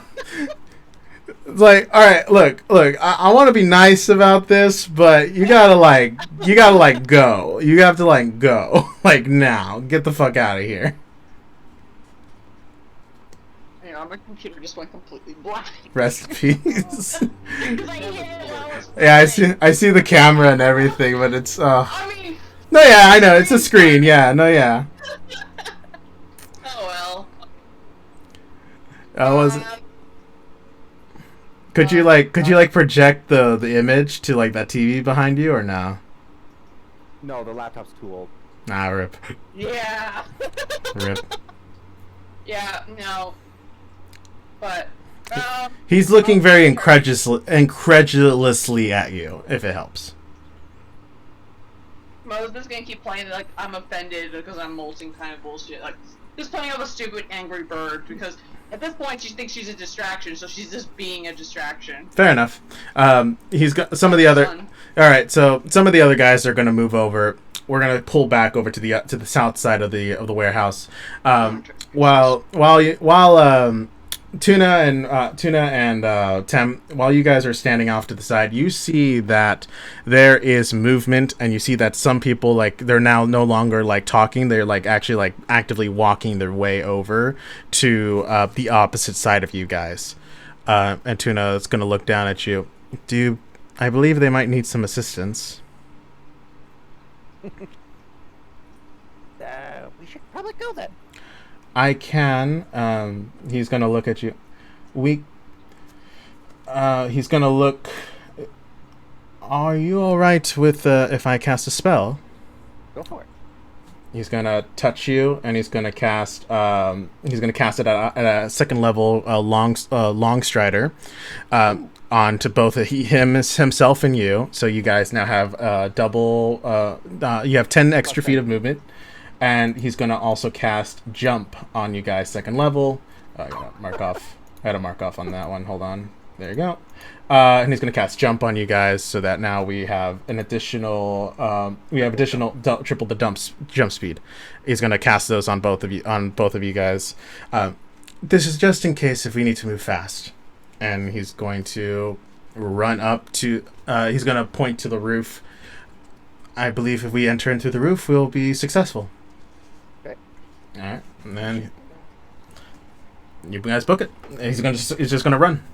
All right. 10 will follow. Cool. With the extra 10 movement speed, you guys are able to quickly navigate forward. The other people look at them, and he's gonna jump up, triple jump up into the air.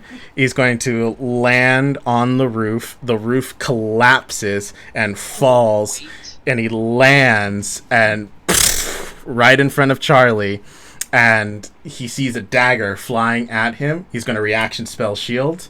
And we've caught up to the timeline. Look at it. We caught up. I would say Em would have jumped after him, because I did say she was following him. Fair. If that's what you want to do, yeah. Cool. He's going to reaction shield real quick. As you see, at blind reaction, just sees it coming, like a blade coming at him. And he's going to reaction shields. It's going to bounce off of him. There is no way it would touch his AC. And everyone roll me initiatives. As Tem falls, lands right beside him. Yeah, you see the shield appear. Yes, Jano. Oh no, I got 5. Oh boy. Alrighty, let's see here. I got 18. Good for you. My Nice. distraction's working. I'm sorry for using you as bait. What's your dex? Mine? No, Jules. Sorry, Sun. Oh, son? Yeah, I got, was it 18 total? No. Dex. Your dex. Your the actual big number. Yeah. Dexterity, 19 plus 4, so yeah. Yeah, so you go first. Mm-hmm. Oh, okay then. Cool. And he got an 11. Tuna got an 11. Tied on initiative, so higher dex. Between us would go first. Mm-hmm. Oh, okay then. All right, and let me find these guys.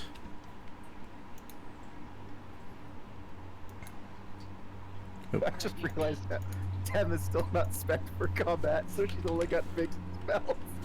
This is gonna be fun. This is gonna be fun. Alrighty, y'all. As oh, Tana stepped out. Hold on. Let's just say. She's getting. Yeah, I'll go ahead and get the music thing going for you guys. It's still been going. We've been listening to the one with Land of anime now. Land of the Lustrous. That's the one. Yeah. Is there a way that we can also like have like 2 musics for us, or like theme songs for us, or no? Oh yeah, if you want to change your theme song, you're more than welcome to. Or can I have? Oh, I just realized Yeah. I never got one for Tem. I mean, I'm like, it's up to you guys if you want to have them. I like them yeah. personally, but you guys don't have to have them. I've got one for Mac. I just never actually remembered to get one for Tem. Yeah, if you guys have some, send them over, because I have my entire playlist over here of all your guys' themes. I'll Was have it? to do that. I have to choose one more, so because like I think I might have found one for Sun, but yeah. Hell yeah. Alrighty, y'all. So cool. Initiatives rolled. These guys did not roll hot. Sun, you win initiative. You are behind. You are about 30 feet away from these guys. There's a bunch of crates and other things of that nature, like in between you two. So you don't have line of sight on them exactly. You would have to kind of like move a little awkwardly to get them. Sort of think of like that warehouse scene from back in Runaway Bride. Oh yeah. Same idea. You have just a lot of shit in front of you guys, but they are direct line 30 feet away from you. You kind of have to like maneuver a bit, so about 40 feet to get around, unless if you make some dexterity checks to like maneuver your way over these things to get to them faster. And you see that Tuna falls through and lands, activating shield as a reaction. And then Tem falls right behind him. Yeah, and then Tem falls behind. The kid. You don't see the kid, but you know. Was it? Let's see. Great. Hold on.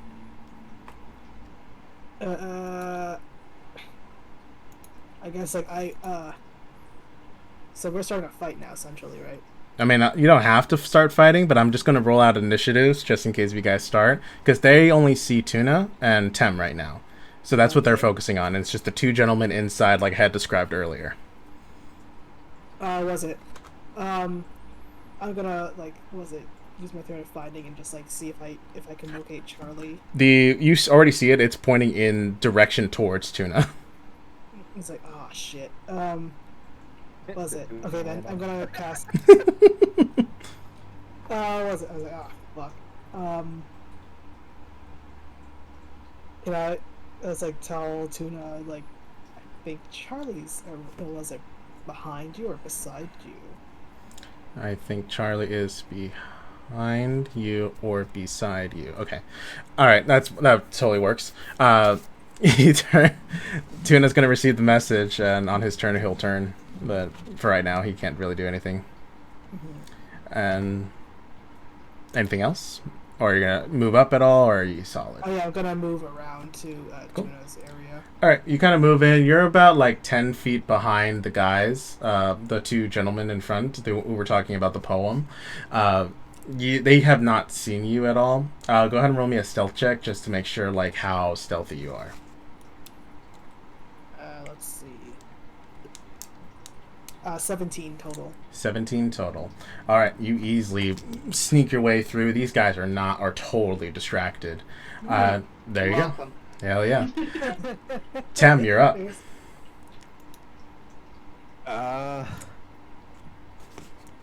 Was the fall further than the jump?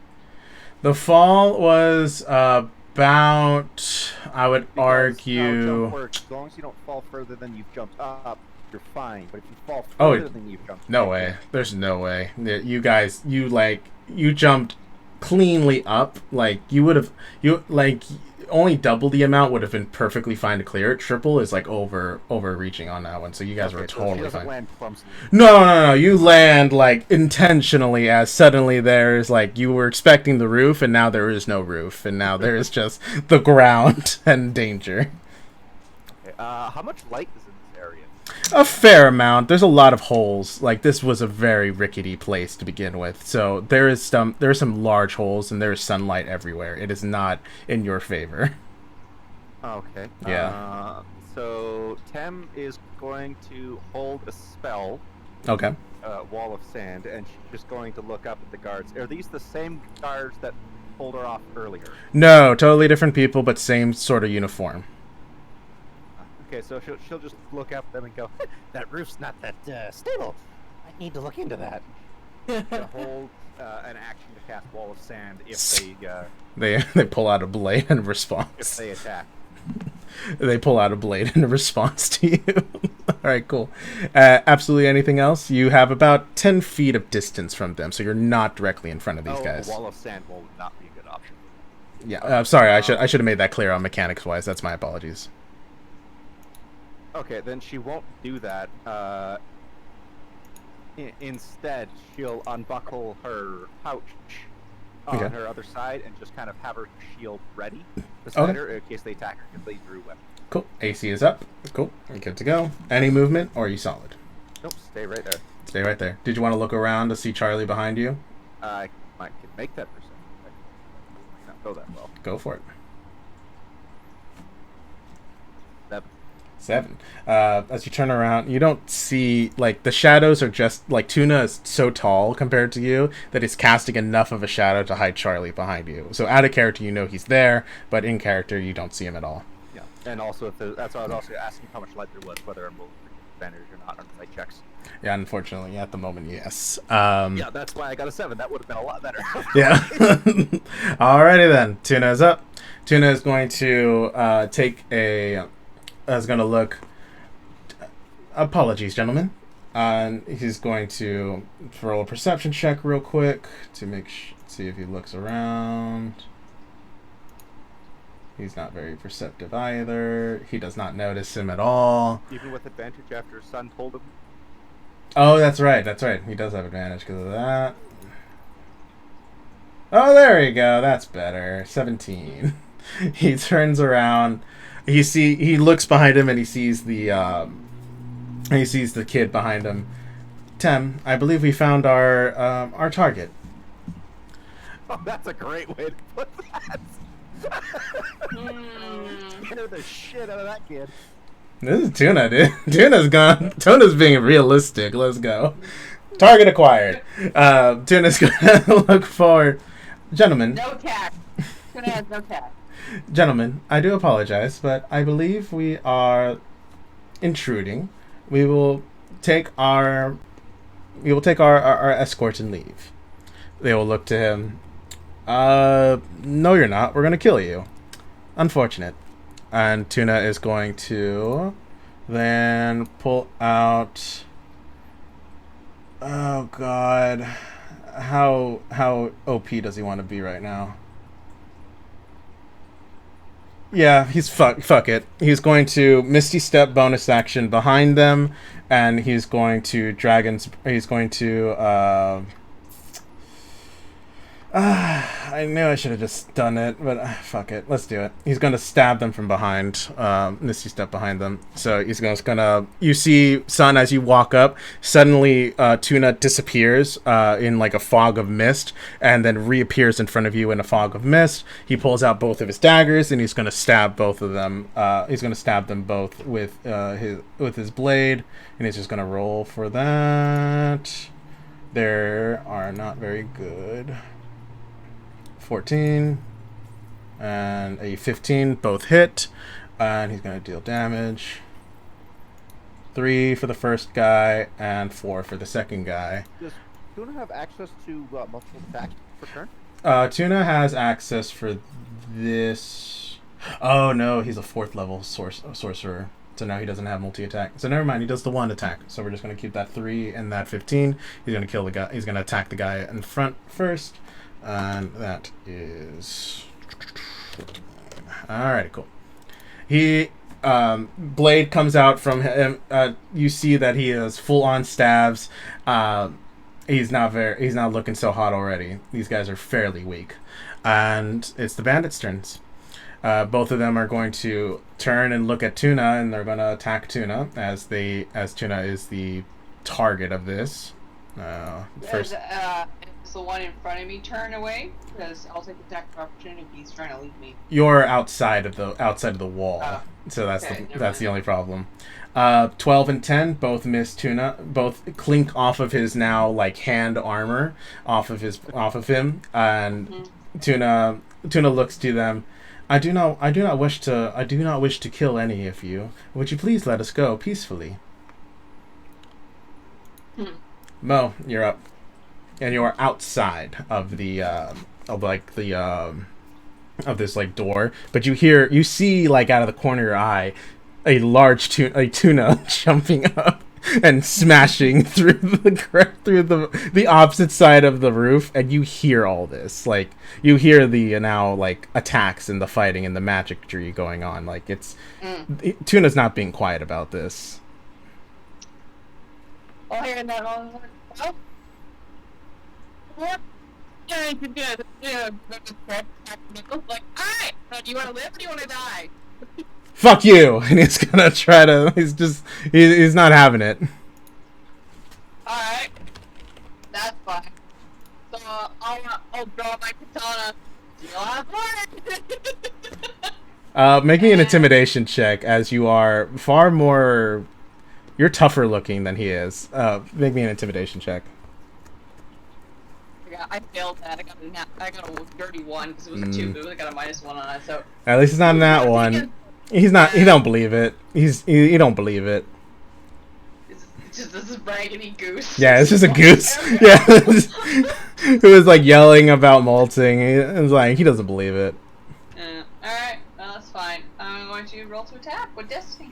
Cool. Roll it. Oh, fuck me. I've done 8. He somehow blocks all this training and time. You have dealt with creatures far more powerful than him. He is somehow, with his little bitty dagger, is able to block out your first attack. Alright, well, here goes my second. Cool. Oh my god, I got a nat 1. Oh my god. Yeah. I am rolling terribly. Oh my god. He's going to take that attack of opportunity on your nat 1. He's just going to roll it. It's just a d4. He rolled a nat 1. So you're fine. Oh, we're both shit. You're both shit. You guys are just missing. Alright. Key point. Right. Oh, Go. no, sorry, this is my second attack. And you still have 2 attacks because you're a 6th level creature, so you got multi-attack, good woman. Okay, 12. That hits. I don't think I hit. No, that hits does his it? AC. I said, these guys aren't very strong.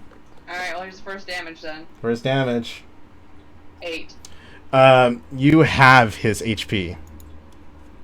Like, So I bleed him, wow. he is bleeding right now. He is looking. He, like, suddenly, basically, you come out, he blocks him off, he has a lot of confidence, and then suddenly, out of, like, a viper, out of nowhere, a quick slash, and his hand, he drops his blade, as you were so sudden of an attack, and he is now terrified without having to roll, because, like, his hand is basically useless to him right now.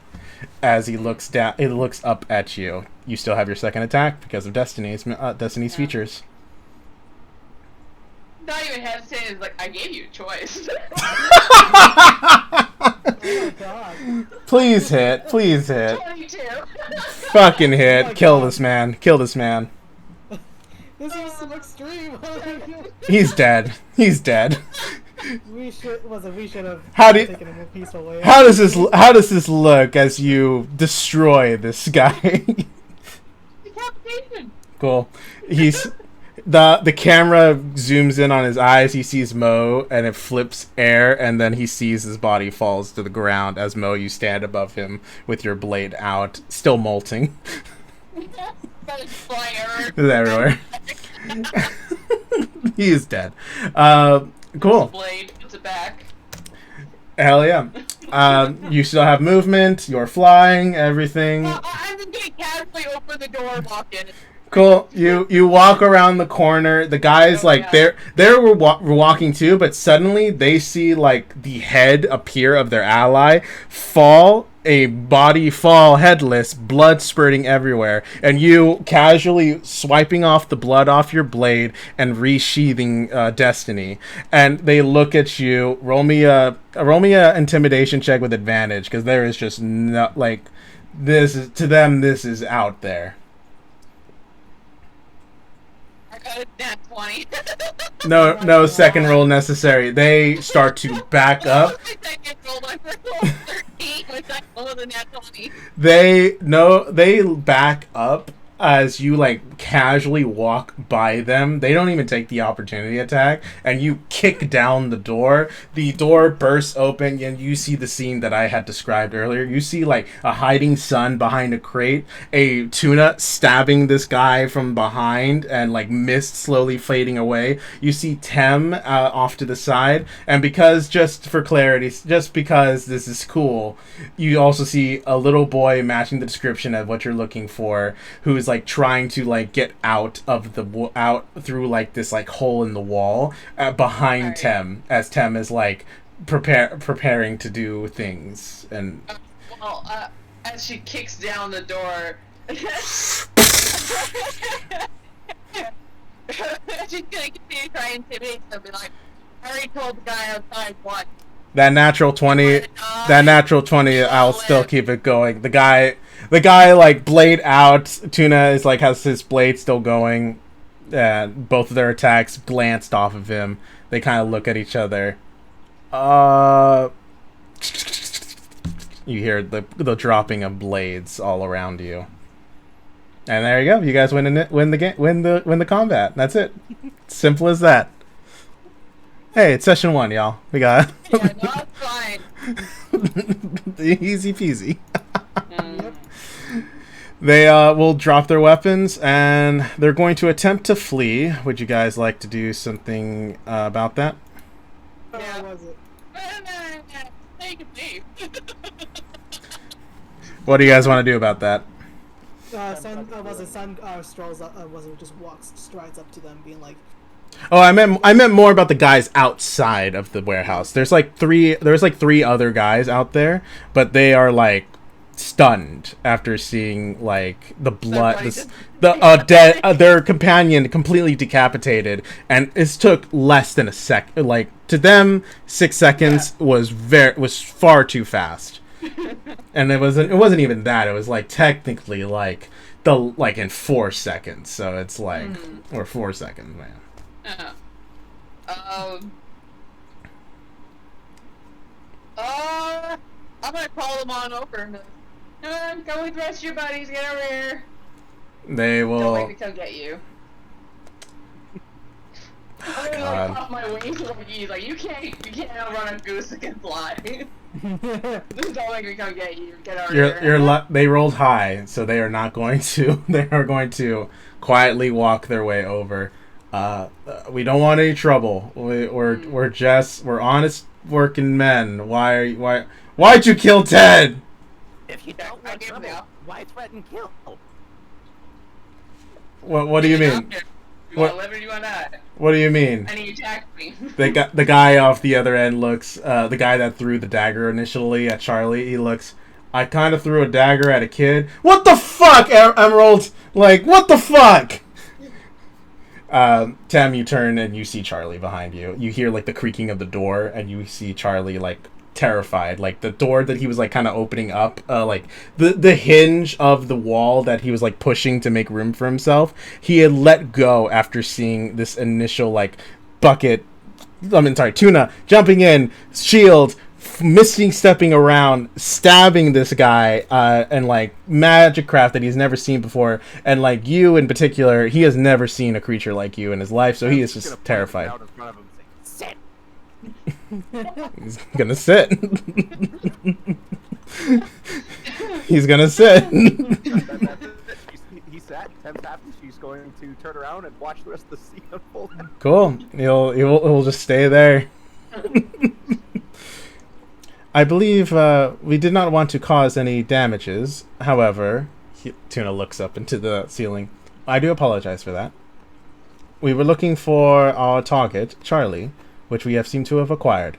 And he points it out to the rest of you. As son, you like basically like stand up from behind a crate, and they're like the two guys are shocked because they did not know you were even there.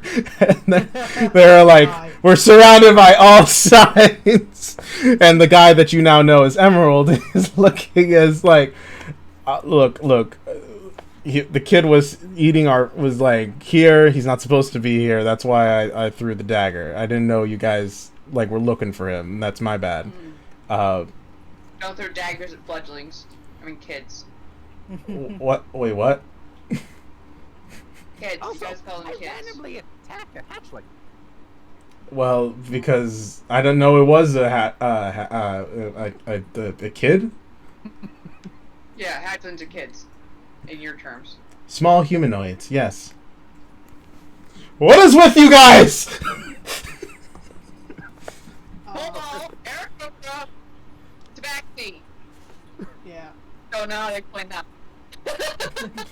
Tuna is unique. None of us are human. And we all have different cultures. Don't be racist. I mean, I just We're don't. trying to correct ourselves here too. We said kid after, okay? Don't be racist. All right. They're very scared right now, and they're like, you basically corralled them all into this, and Mo, you're blocking the way. You guys are to that. They're looking weird. Okay, all right. Let's. I didn't know. I'm sorry. He turns to Charlie. I'm sorry. I didn't know that you were a kid. Otherwise, I would have just punched you. You know, normal things. Sounds like no. I mean, what else are you gonna do with the kid? Are you gonna like scold them? No, that doesn't do anything. You have to hit them. You know, that's like, it's like how you're raised. Appreciate me coming up and just punching you randomly. Hey, look. I overstepped on your culture. This is my culture. Like, if we're gonna do this, we're like, this is what we do. Okay. I don't know how you guys deal it with your hatchlings or fledglings or anything like that, but I'm just not like, yeah. I was like, well, that sounds like okay, whatever. But like, you guys are not withholding food from people, are you? They kind of like eyes widen, eyes widen, like they can't even hide it. They're too scared. Are you?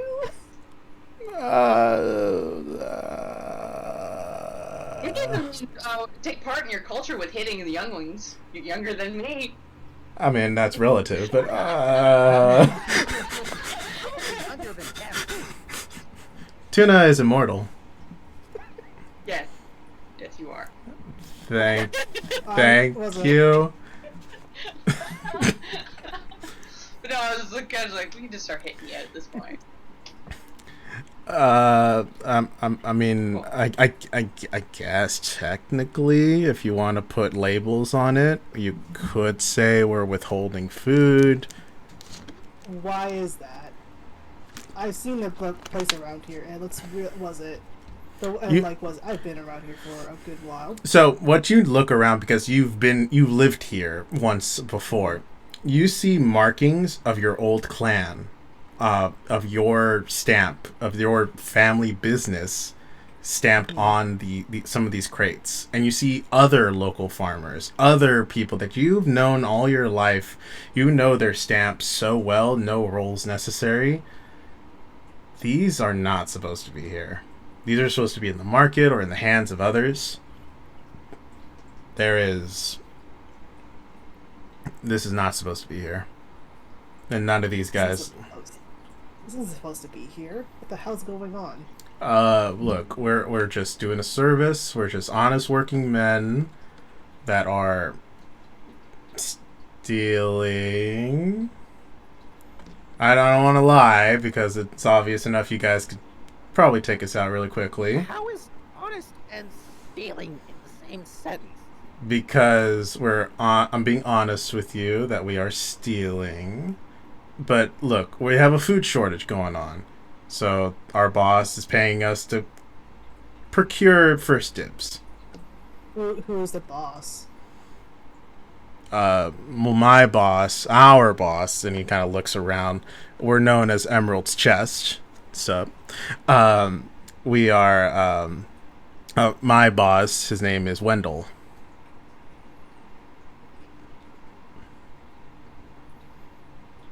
Wendell. Was it? Do I know Wendell? Roll me a history check, see if you know Wendell. I got nat 20. Alright, so you know Wendell. Wendell's a pretty well-known name for a local. So for you, you remember him back in your days when you were kids. He was a tabaxi just like you, and he came from the village just like you. However, he let go of his tabaxi name. He was once known as the Wind That Ran, and they would just call him Win. But when he went out and into like talk to the other people, no one ever kind of took him seriously at being called the Win, the Win who ran. So they just called him Win, and then he eventually turned it into Wendell. Wendell. Was it? I know about this, right? You know him. Okay. He's a prominent merchant for your family. Or really more specifically for the family you married into, since your portion of your family itself, you were the guardsman. That was your purpose. You guys were the muscle, and when after your injury, you could not serve that purpose anymore, so you had to find a new one. Wendell's family specifically was meant for, they are the actual ones who go out into the world and interact with people. So they're the ones who, they have their tabaxi name, but they don't keep to them all the time. Only when they're within the confines of the village or like with others of their species. Otherwise, they go by a humanoid name or an additional identity. So Wendell. But he shouldn't be doing this.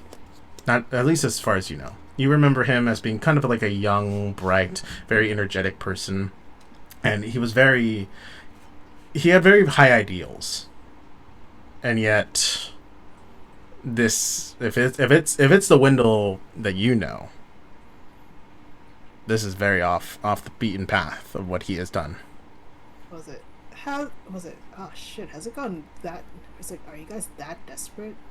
Like every merchant getting this desperate to like procure goods by now? Wait, he looks as you kind of like have a face of recognition.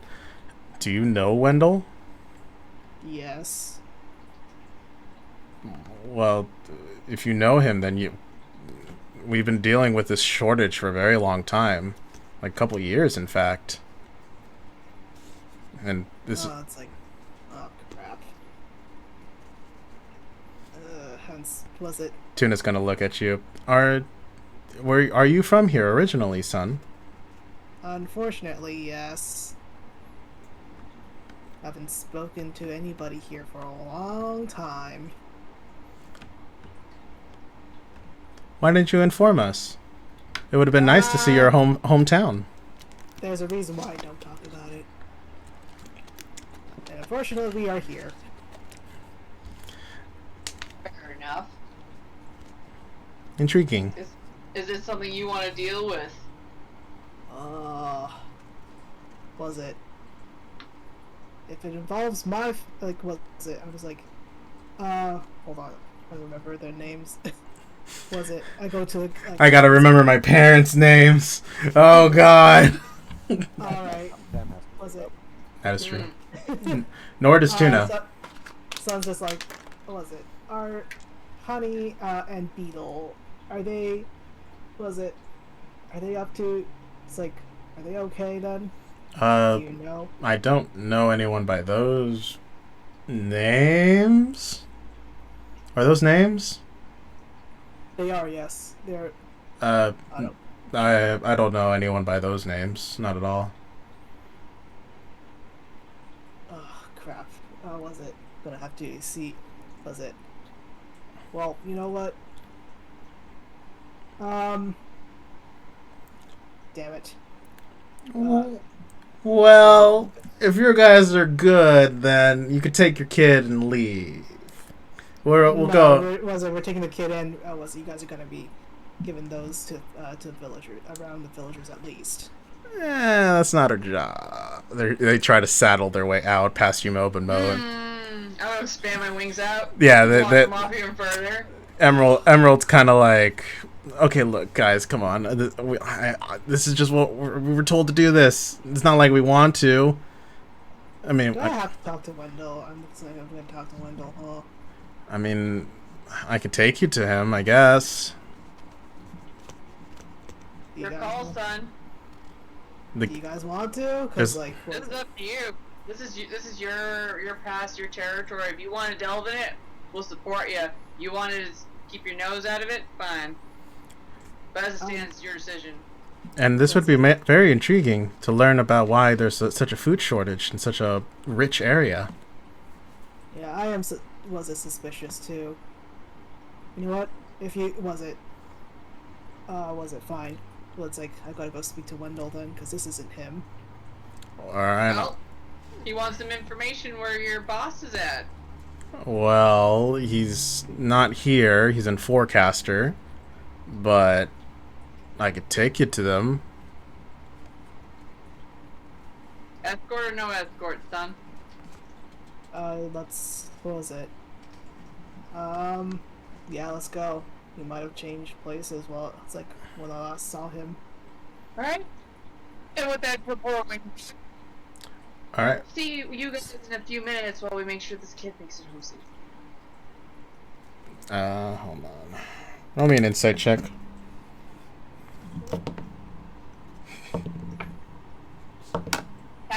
Yeah, 19. You know that at least one of them is going to try to run.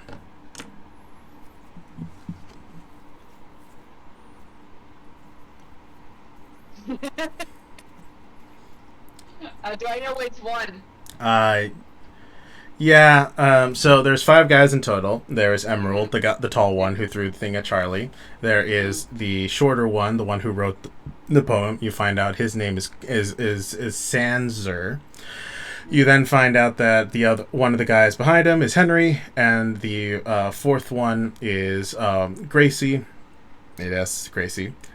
Same, and then you find that the 5th one is Kenneth, and Kenneth looks like the one who's a bit squirrely. I'll look at him and be like, if you're gonna do it, just keep in mind, I could probably catch you faster with my wings than you can run on your feet. Persuasion check. Look, I'm not gonna run. He's rolling deception. He did not roll high. What's your passive perception? He's lying to you as he's like, I'm not gonna run. I'm just gonna look. I mean, that's probably true, but come on, guys. Like, this isn't. We gotta report it. It's like it's our job. For what? Back to Wendell. We gotta tell him. Like, hey, we're gonna go with you. I mean, I don't like the fact that you're coming with. Like, that's kind of why I want to get out of here. Well, the faster we can, the faster you can get us to Wendell's place, the faster we can get out of here, you know, and also make sure this kid is okay. You want me to take the kid back and you start going? I can catch up afterwards. Tuna suggests we should tie them up. Ooh. No, I don't. I think Mom's eliminated him up.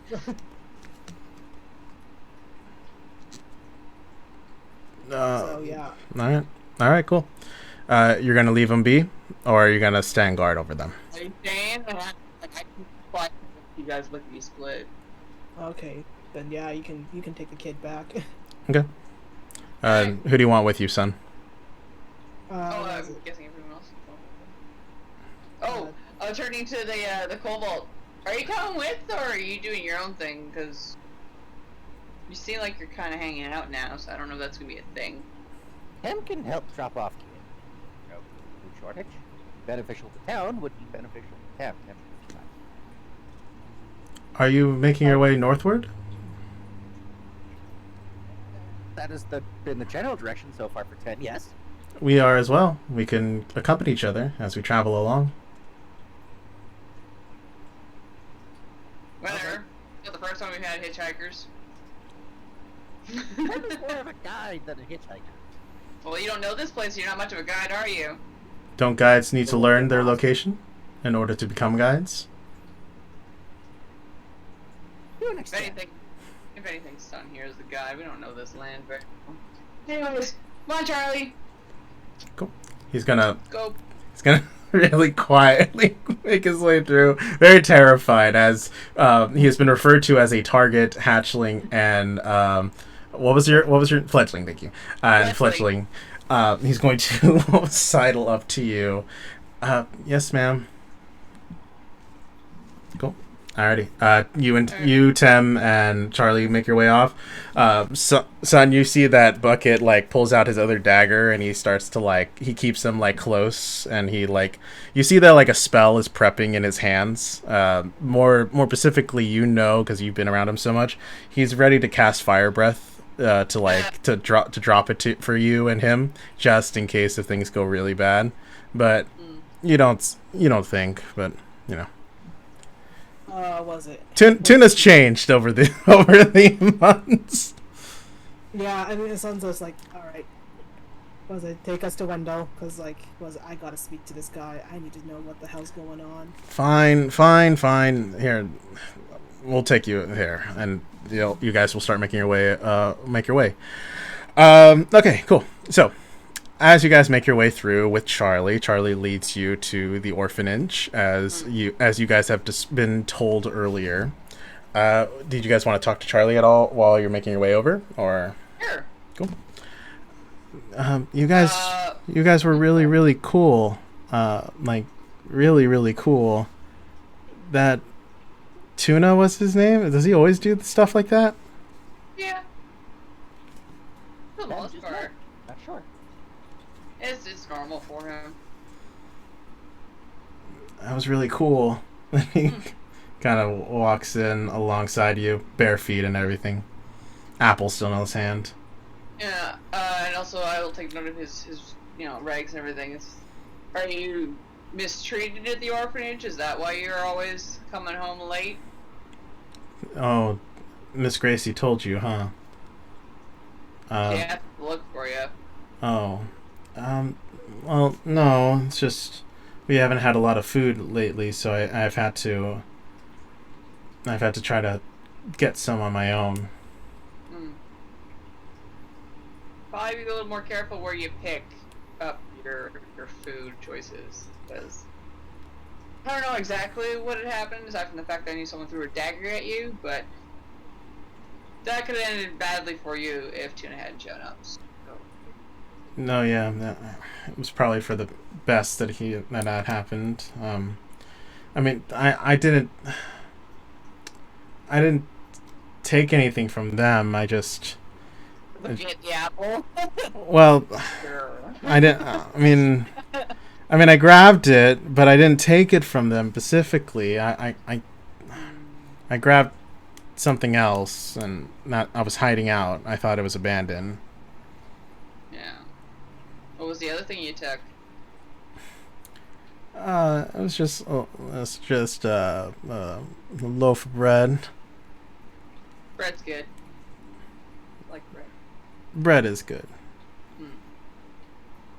The rest of the orphanage outfitted as you are?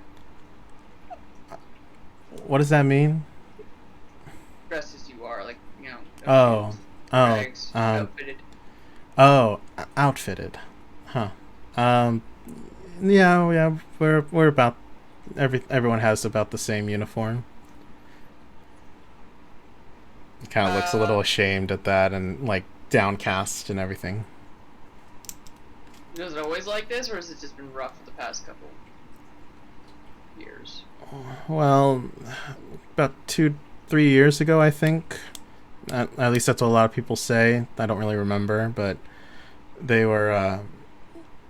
They said there used to be a lot more food available, and we would get a lot of fresh fruits and vegetables. But now, the most we get is, I guess, potatoes and Brussels sprouts. Ugh. Good. Brussels sprouts are good. I don't like Brussels sprouts. They're not very good. missing out. What about things like this? Always lack of clothing, or did you guys used to get decent funds? Um. Town and your forest. Why not hunt? Oh. There's not very much wildlife out here. I think, or at least that's what I hear from the adults. This is. How long this? It's been like this for a while, honestly. At least as far as I know. A lot of. I mean. Was it Grandma Ethel will always say that there's times were better when she was younger, but I think every adult says that. I don't think it's true. It depends, I guess, where you are. Sounds like you guys have been having some hard times for a while, though. I guess so. To me, it's always been like this. I haven't really noticed it, but that's what everyone says. That's what all the adults say. And I don't see very many hunters. I know they do, but they don't seem to catch very much. It's almost. How long the settlement's been here? It's been here for a long time. Well, then it'll eventually move away. I mean, that's probably. I guess I don't. That's. I never thought about that. You see, his mind is like expanding. Like like agriculture, hunting patterns, not to deforest your local environment. All right. Well, I think we're getting pretty close to your orphanage at this point. Yes. It's just over there. And you see that the seed lady is starts to like this is kind of like midday, like still high in the sun. It's still warm and hot. You see her like she's drinking like a bit of water next to her, and she sees that you with Charlie making your way down the line. And she'll be like, "Oh, there you are, Charlie. Yeah, Gracie is been looking worried sick." And it's like, run along home now. Yes, miss. Yes, Grandma. He's gonna run. We're gonna run faster. And we'll keep up. Cool. All right. Can I roll insight to see if there's any like hesitation in him or anything like that? Yeah, sure. Cool. I did not do too well. I got a 12. You think he's sort of ashamed? I guess you could say like. Okay. Someone like he's been caught with his hand in the cookie jar, sort of deal. Okay, but not like scared because of abusive situations or anything like that. Hard to say that one. Hard to say on that one, but for sure he's like, he's just like I got caught. Okay. All right, so we'll just keep following him to make sure he gets back to. All right. You come up to the orphanage. It's one of the few, if only, 2-story houses here. The only other one would be the inn that you kind of saw on your way through the town. It is classic angled roof, kind of run down a little bit, like a little bit on the rough side.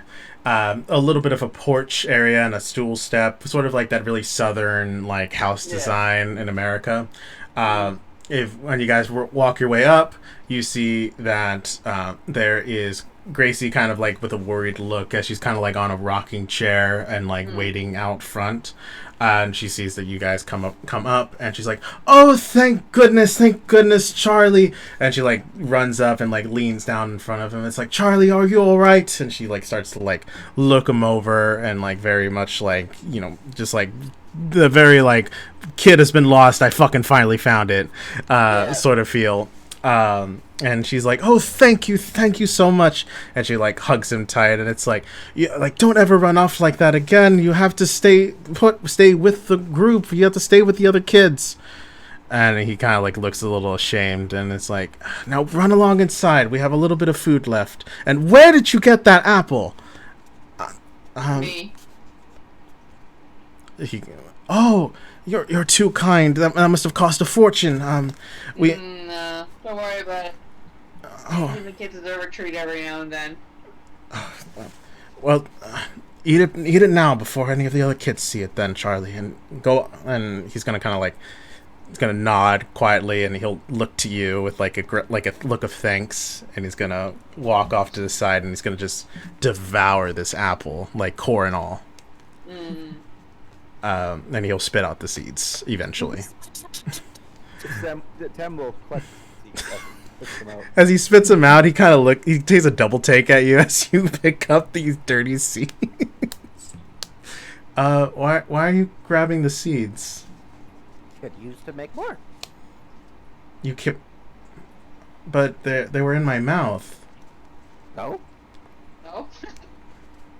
You could plant seeds that were in your mouth? Yes? They just collect them. I thought they threw them away. I mean, you could throw them away and plant randomly, or you could pick a spot to actually plant them. You could plant them. You could use them to lure in birds, to get eaten birds. Seeds are You could useful. eat the seeds yourself. Just full on shock. His mind has been blown. Gracie, This poor 8-year-old has gotten so much space he's got so much world knowledge in just an hour, essentially. He's gonna be a smart kid. He's gonna help this town prosper. Gracie's gonna look to you. I should pay you guys back. Is there anything you need? Supplies? We hadn't talked about that you might be looking for something, but your friend, and she looks as like Tem is like explaining agriculture. You said that you would be fine, but there must be something we could do in return. After your kids. It's fine. Just look after your kids. Okay. How many kids you got? Do you need water? I was like rummaging through her bag. About 8. 8? How much staff do you have here? It's just me and the missus. Now, and through the bag of holding, I'm gonna dig into a barrel of apple. Oh yeah, you guys could have picked up all the other shit too if you actually really wanted to. Basically what you got was like essentially 1 bushel's worth of apples. So, From a barrel? well, like, She has more than a bushel. oh wait, no, bushel is small. Never mind. Yeah. It's you know what? Here, roll me a d8.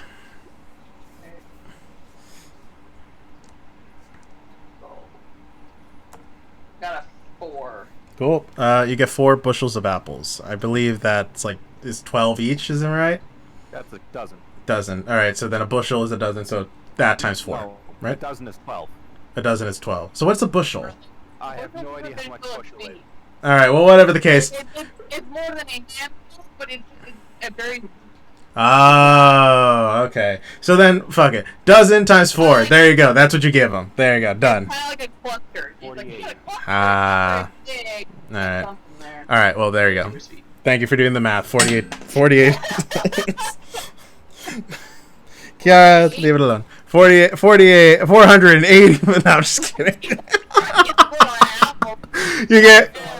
You gave him a shit ton of apples, essentially, at the end of the day. There you go. I'll leave enough apples that every kid can have 2, and like an additional, like 1 for Charlie. who Cool. already had 1. All right, cool. And the same thing with the teachers. Alrighty then. So everyone's get 2 apples. Cool. That's dope. Yes. Cool. She's gonna like. And- This is too generous. This is too generous. You got hatchlings to look after. I mean, kids to look after. Yeah. Being a guardian is a lot of work, and it's a respectable place to work. She nods as like you said warden prior, and it was like still kind of odd for her, but she won't point it out too much, and she'll she'll just like, take the win, and she. Thank you so much. I really do appreciate it. And Can I roll an insight real quick to see if she's like an honest, like? She's sure, yeah, totally. Okay, I want to make sure she's a good person. Oh shit! I rolled terribly. I got a 6. She seems honest as far as you know. You don't really know anything verbatim, and from what Charlie has mentioned, he hasn't alluded anything. But I mean, Who knows what they are, like, it's something that they're taught to say, or if they're just something he actually says, you know? And then, on top of that, Mo's gonna you just count out something and then hold out her hand. Here. She grabs it. Drops 20 gold coins. She fucking is shocked face. No, there is no way. No. Look after your home. I was gonna say nest. And then the kids. This For is them. Keep yourself going. Mo. Hard times. Mo, this is too generous. This is. It's beyond. Or Fluster Tem's gonna interject again. You need water. She's like looks at the coins, looks at the apples, and she's like, Yes, no. I guess yes. Do you need a barrel there, Tim? If they don't have one. You have a barrel? We do. I believe we do, yes. And then she'll lead you inside. Mo knows what's happening here. Okay. She'll lead you inside. You find the orphanage itself. The downstairs is basically like a very large living quarters, and you see that there's a stair that leads upstairs that presumably are the bedrooms. As you enter in, you see a bunch of about 5 of the kids, and you don't see the rest of the 8. Or the last 2. With the exception of Charlie. You see a couple of them. You see one of them is like as a dwarf. You see that one of them is a tabaxi, but the others are all human. And they are kind of running around, enjoying themselves, of varying ages. The eldest seems to be clocking in around 12, while the youngest is about 6. But no toddlers, as far as you can tell. As you kind of run around, they're like running around, and one of the kids sees the apples, and they like freak the fuck out. So all the kids start swarming Miss Gracie, and she kind of points over. She's like, "The kitchen is just right over there. That's where we keep all of our storage." As she's like starts to try to like hand out, being swarmed by all these kids. Then we'll make her way over there. How many barrels or containers do they have for holding fresh water? When you look in, you see that there is one small kind of like a hand barrel sort of deal. You do see that there's some larger ones. There's like 3 of them in total, but they are bone dry and they have a little bit of dust into them. The only one that's kind of like been used a lot seems to be the larger like kind of like hand one, and it seems to be very limited rationing. How much water would each of them hold? I would say about the same size as what is it? If it is like a whiskey barrel, yeah, about 80 liters. There you go. Thank you. 80 gallons. There you go. About that. It's like a whiskey liter. Yeah, it's a whiskey one. It's like it's the big whiskey guys. It's just 3 of them. 80 gallons. Yeah. Yeah. A lot. Mm-hmm. They're chunky. They're chunky, yeah. They're huge boys, and they're like sitting in like the corner. They mainly just have other things on top of them, and they are coated in dust. Like it has been a long time since they have been used. Okay. Tem will fill up one of them. All right. You easily clear. I'm assuming you clean it out a bit, so it's not just dusty water. Fairly easy. You pop it up. 30, 50,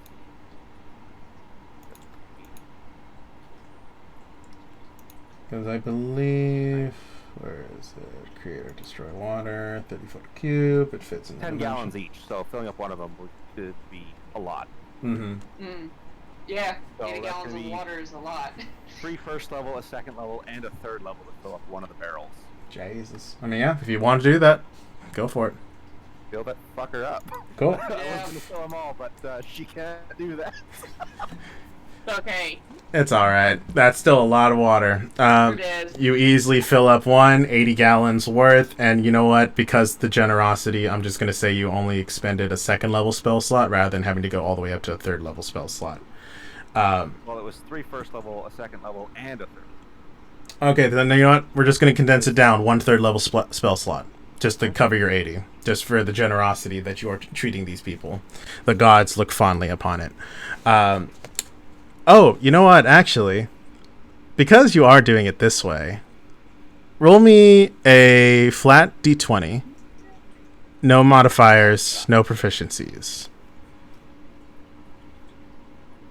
4. Alrighty. Cool. Roll me a perception check, Mo. Sure. I got a 7. Alrighty. Well, good thing they like to be obvious. Cool. Let me just double check.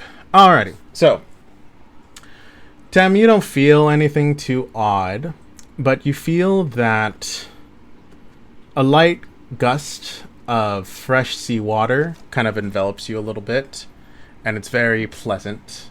But then when you check to make sure that the water is not seawater, it's like okay, it's fine, but you just smell it in the air.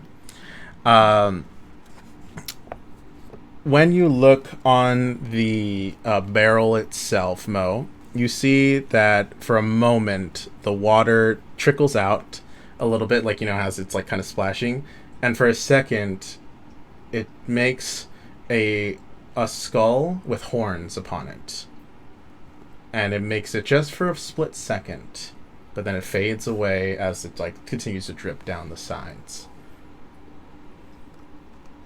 Hey, you're gonna have to repeat the first section of that because you glitched out. Oh, I shit. got to, like, sorry. God damn it! I hate internets. All right. I got to the point where, like, the water dripped down and you had to, like, oh, Okay. I Okay. So the water flows out, and it for a moment as it drips down the side of the barrel, Yeah, a skull with horns appears, and then it for a split second, and it flows continue down the side. Not What was up before that? The scent of seawater filled the room as Ten was filling the barrels, and for a second she thought she was filling it with salt water instead of fresh water. Oh yeah. You just smelled seawater. That was it. You just smelled seawater. But then when you go to check it, it's not seawater. That's what you experienced, Tim. But then Mo, you see the little skull with horns. They're sort of like, there are horns that go kind of up, sort of like a gazelle's. Can I roll history to figure out if I recognize the mark? Let's try religion. Oh god. I did not like how that sounded on my end. All of a sudden, like, That was the point. I wasn't looking, so I wasn't What sure do if we I was have a with the glitch or not. ASMR microphone? I love this microphone. It's so fucking good.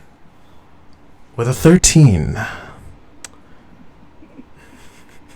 Can't hear shit! Fuck you.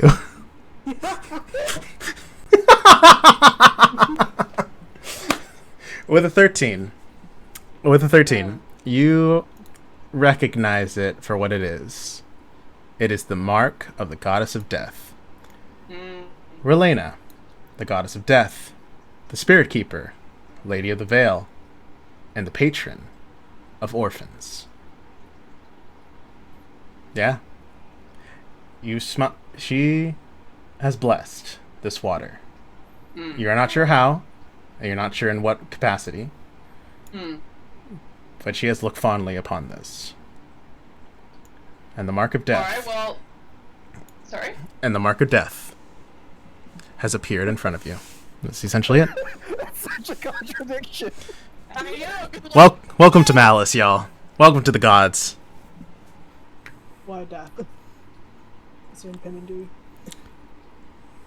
Mo will just turn to Gracie. Are you religious here by chance? She kind of like walks in with like the last of the apples and puts them into one of the cupboards. No, the only religion we follow are the well, I guess it's the Green Emerald Pantheon.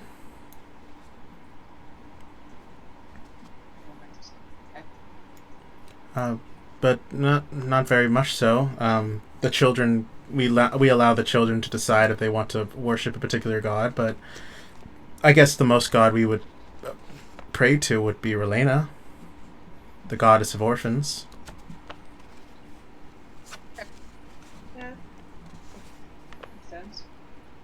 wasn't much to say on it then, because, like, well, if they kind of pray to this god, I don't think it's a bad thing. I mean,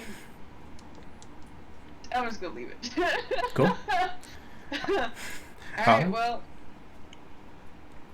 Tem, was it your name? Yes? Yes, yes. Are you still coming along for the trip or no? Yes, yes. Alright. Hell yeah. And Mo will turn to Gracie. Anything else? You've done more than enough. And she looks at the water. She's like, eyes shocked. How were you able to produce this much? And she like kind of looks at it with like absolute just insanity in her eyes. Em has been gifted with powers of survival. Good ones to have. And she like hugs you, Tem, like a tight fucking hug. Like she's trying to break you, but like with love. And she hugs you and like essentially crushes you. And then she'll eventually let go, tears in her eyes, just absolute breakdown. You are so generous. May your way be blessed beyond all belief. And she just cries. She's just full on gone. Like, there's no more words. She can't make words. I was completely convinced that this is a good nesting ground. Cool. Alright. Well, I guess Also, we'll take our leave. Before Thames leaves the kitchen, I rolled a sleight of hand check to hide 3 days worth of rations and a healing potion in there. You know what? That Good job. nine's going to be a success. And when you put them away because you were still so busy with hiding things, you don't see it, but the camera sees the mark of death occurring in every spot and cupboard that you hid them in, and that they are been continued to be blessed by Relena. Nice. There's a positive to every god, guys. There's a positive to everything. Yeah. Welcome to Malice. Malice gods. I've been trying to use them for a long time. Now we get to finally fuck with them. Alrighty, y'all. As you guys make your way out, you feel the benefits and everything. You feel really nice. Oh no! Can you hear me? Alright, we're just There you go. hang on. I can hear bits and pieces for the most part. It didn't cut off too hard. Did you hear me? I hear Yes, you. I can hear Alright. everything. Alright, cool. Alright. So, as you guys walk away, you feel that little bit of enlightenment that you... We'll stand outside because Mo's gonna offer something to Oh. Tim, but yeah. Okay. Do your. Well, we're just not gonna walk away. We're just No. You're walking outside. So as you walk outside down the porch, you feel that nice enlightenment, and you feel that, that positive feeling you get whenever you do something very nice for someone out of the kindness of your heart. And you feel there is a slight breeze in the air, almost as though there was no wind at all throughout this day, but a nice cooling breeze that appears out of nowhere, and it's almost it's like that feels so good after this like hot day. And go ahead. Alright. Mo will take one last look at the place, wave to any kids are already there or whatever, and then she'll look at Tim. How do you feel about heights? Tem's never been that high before. Well, we're gonna catch up to the others because we've been doing things here for a little bit. We're probably gonna fly. Want to ride? Yes. Alright. Also, as she says that, her face will become outlined in draconic features of what looks to be a celestial dragon, and it just seems to highlight the draconic aspects of her face. Hell yeah. Cool. Essentially out of game, she got excited and expended one of her wild shapes, dragon star form. Hell yeah. Let's roll. Alrighty. Because dragons fly, so she got excited and basically enhanced her draconic features. Oh my god. It's very cute. Alright. Okay, so it's the same thing as like just like. Mhm. Yeah, it's pretty much that.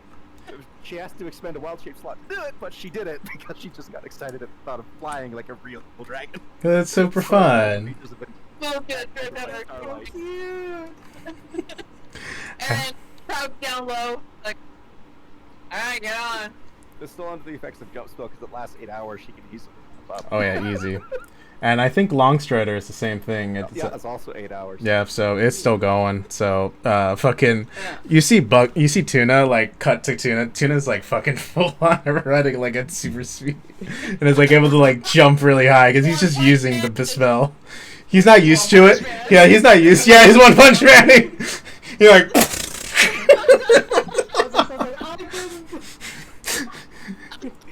like. He's just jumping ahead. He's like, I gotta use the spell. I gotta utilize it. Can you at least put me on your back and do that? I'm not strong enough. God damn it! I'm gonna run last because they're off of energy. He just runs around, you guys. Eventually, for the sake of serendipity, you guys gather together. You have your captives, not captives, but Tuna and... Yeah. How long does the flight take? I would argue like 10 minutes, 15 minutes or so. No, 10 minutes is the exact duration how long this lasts. So when they land, it would go away, and no one else would see the enhanced draconic features.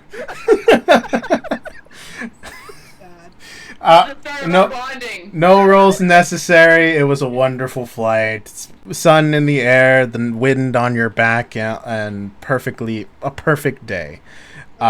With the exception of, food being stolen and no one report. And did I'm gonna ask real quick. Did you report the food to anyone, or are you just leaving it there?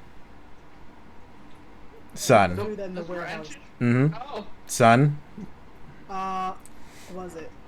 Tuna's gonna follow your lead on it.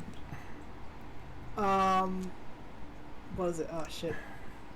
Should have told maybe I could have just sent wait.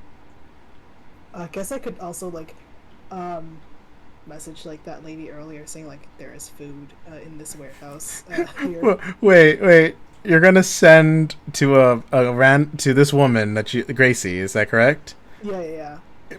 You're gonna send to her an embodied message of that there's food here at this location. Oh shit. Okay, maybe I should. Or I told. What's it? It's I mean, no. If you want to do it, go for it. But I'm just letting you know. I mean, I've been very clear about how limited their worldview is.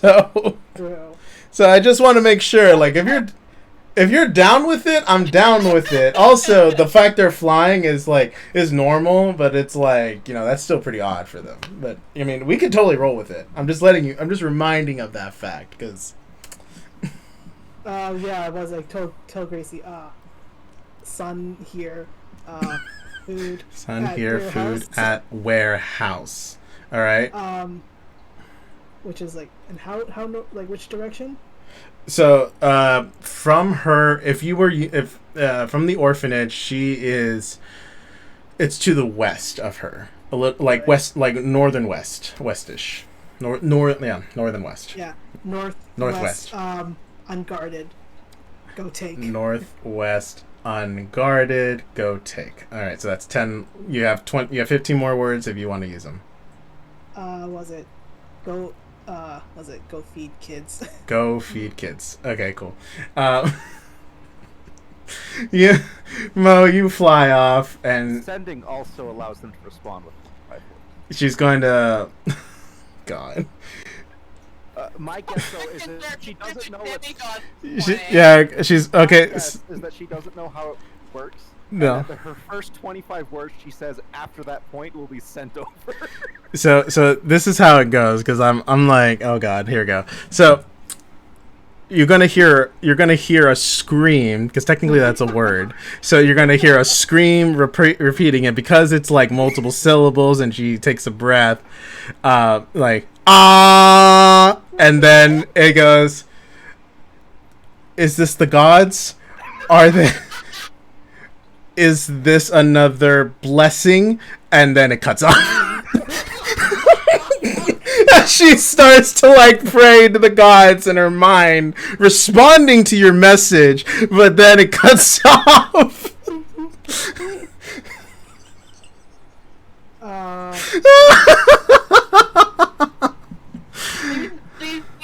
basically,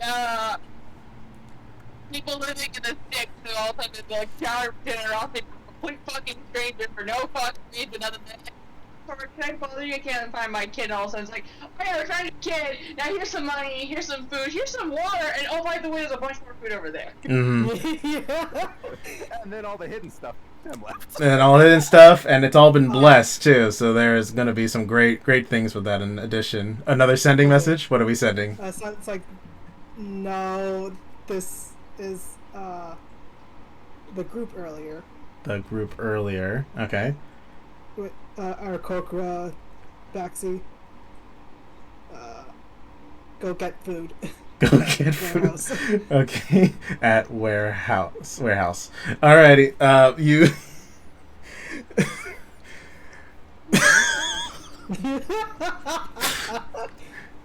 Completely just randomly irrelevant. You're like, oh yeah, like let's go, whatever. It's like, yes.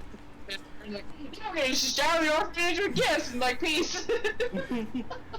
The gods are too kind for you to send this to me and to allow us peasantry to have such a wonderful day. Cuts off again. Oh. We can keep going. I'm down. I'm not. I love this. We can keep going. This is. You've gotten your point across as far as you're aware. Whether or not she'll retain that information is up to her. And I'll start rolling for that. What was it? Sounds like, please go get food. Please go get food. Was it? We are just wanderers. We are it's like, just wanderers. I'm meeting an old friend now. Bye. Friend now. Bye.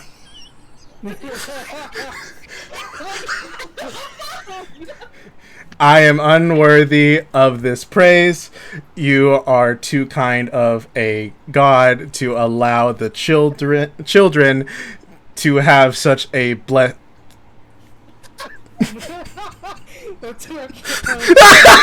She doesn't know. She doesn't know. Like, No, it's like whispering online. It's like, did I just become twerk god? and did I become a god again? The twerk god lives. She doesn't know. But yeah, all right, cool. You have done your part. You also feel a soft breeze coming around you. Perfect. It's not Tuna running around you, but it is just a random breeze out of nowhere that feels soft and kind, as though like after a hard day's work, and the wind picks up. And then the rest of the party joins you, and you guys have the rest of your individuals. Hell yeah! Let's go! Alrighty. The first thing Tim would do after getting Calvin's bow is just hopping from foot to foot really excitedly. You kind of jump a little higher because of jump. We do again, yes? Sure, but not right now because I don't know where we're going. Tuna's like, Tuna. Also, if you start shooting me, like, I'm gonna have an issue. Just making this clear. She'll kind of pause for a second, nod silently, and start hopping back and forth again. You see Tuna running around. Tuna has to use the spell, so it's not a waste. And I can't be a part of this. It would be so much fun. My apologies. I'm saving the rest in case of these folk do anything weird. And they're like watching, like, what do you think weird? Like, no, I'm like laughing at this page around everything. I'm proving to them that if they try something funny, No funny business. Okay. Yeah. Yeah, Nicola party. Cool. Alrighty. We are a serious group of Of- like adventurers. Yes, serious. Hell yeah. You guys make your way forward to fucking Forncaster, the village just beyond, attached to the World Road. Now, big question: would you guys like to continue, or would you like to call it here for the session as we are close to time? If you guys want to keep going and make this a long first session, I am perfectly down with it. I am prepared to keep going. We'll go ahead and take like a quick 30 or a 15-minute break. I was gonna say that, yeah. So that we're all good. I would love to keep going. I would need a bathroom. Of course, And I yeah. would refill my water. I would like to order dinner then. Okay, cool. So let's take a quick 30, and then we'll reconvene in 30 minutes. So that will be It's gonna be long enough for you. 4:30? Jules to order Yeah. food. What is it? I think I'll just go to Wendy's. Okay. Which is like right beside me, so yeah. Sure. All right, all right. We can definitely do that. Let's say 4:30 reconvene. That's a little bit more than my time for of 4. 5:30 for us. Yes. Well, not for Jules. Jules is 3 hours ahead. Yeah. Yeah, so it's 6:50 right now, so yeah. Either way, 30 minutes. 30 can add minutes. 30 minutes. Yeah. 30. Yeah. Well, 40. 30 minutes on the next hour. I'm not There we sure if go. Nori can, but Tem definitely can. Cool. Yeah. I'm just gonna go grab like a Wendy's and then. Alrighty, cool. All right, I'll see you guys in 30 minutes. Love you all. Appreciate it. 8-hour session. Let's go. Yeah. You know, honestly, I think first sessions should usually be a lot of setup. So. No, like the only thing is because you guys have already played a lot of other things. So this is like this is season 3 of everyone. So it's like let's go. Alrighty, Yeah. see you guys in 30. Okay. Sounds good. Break and be back. All right, cool. See you in a bit. Bye. Bye bye. Bye.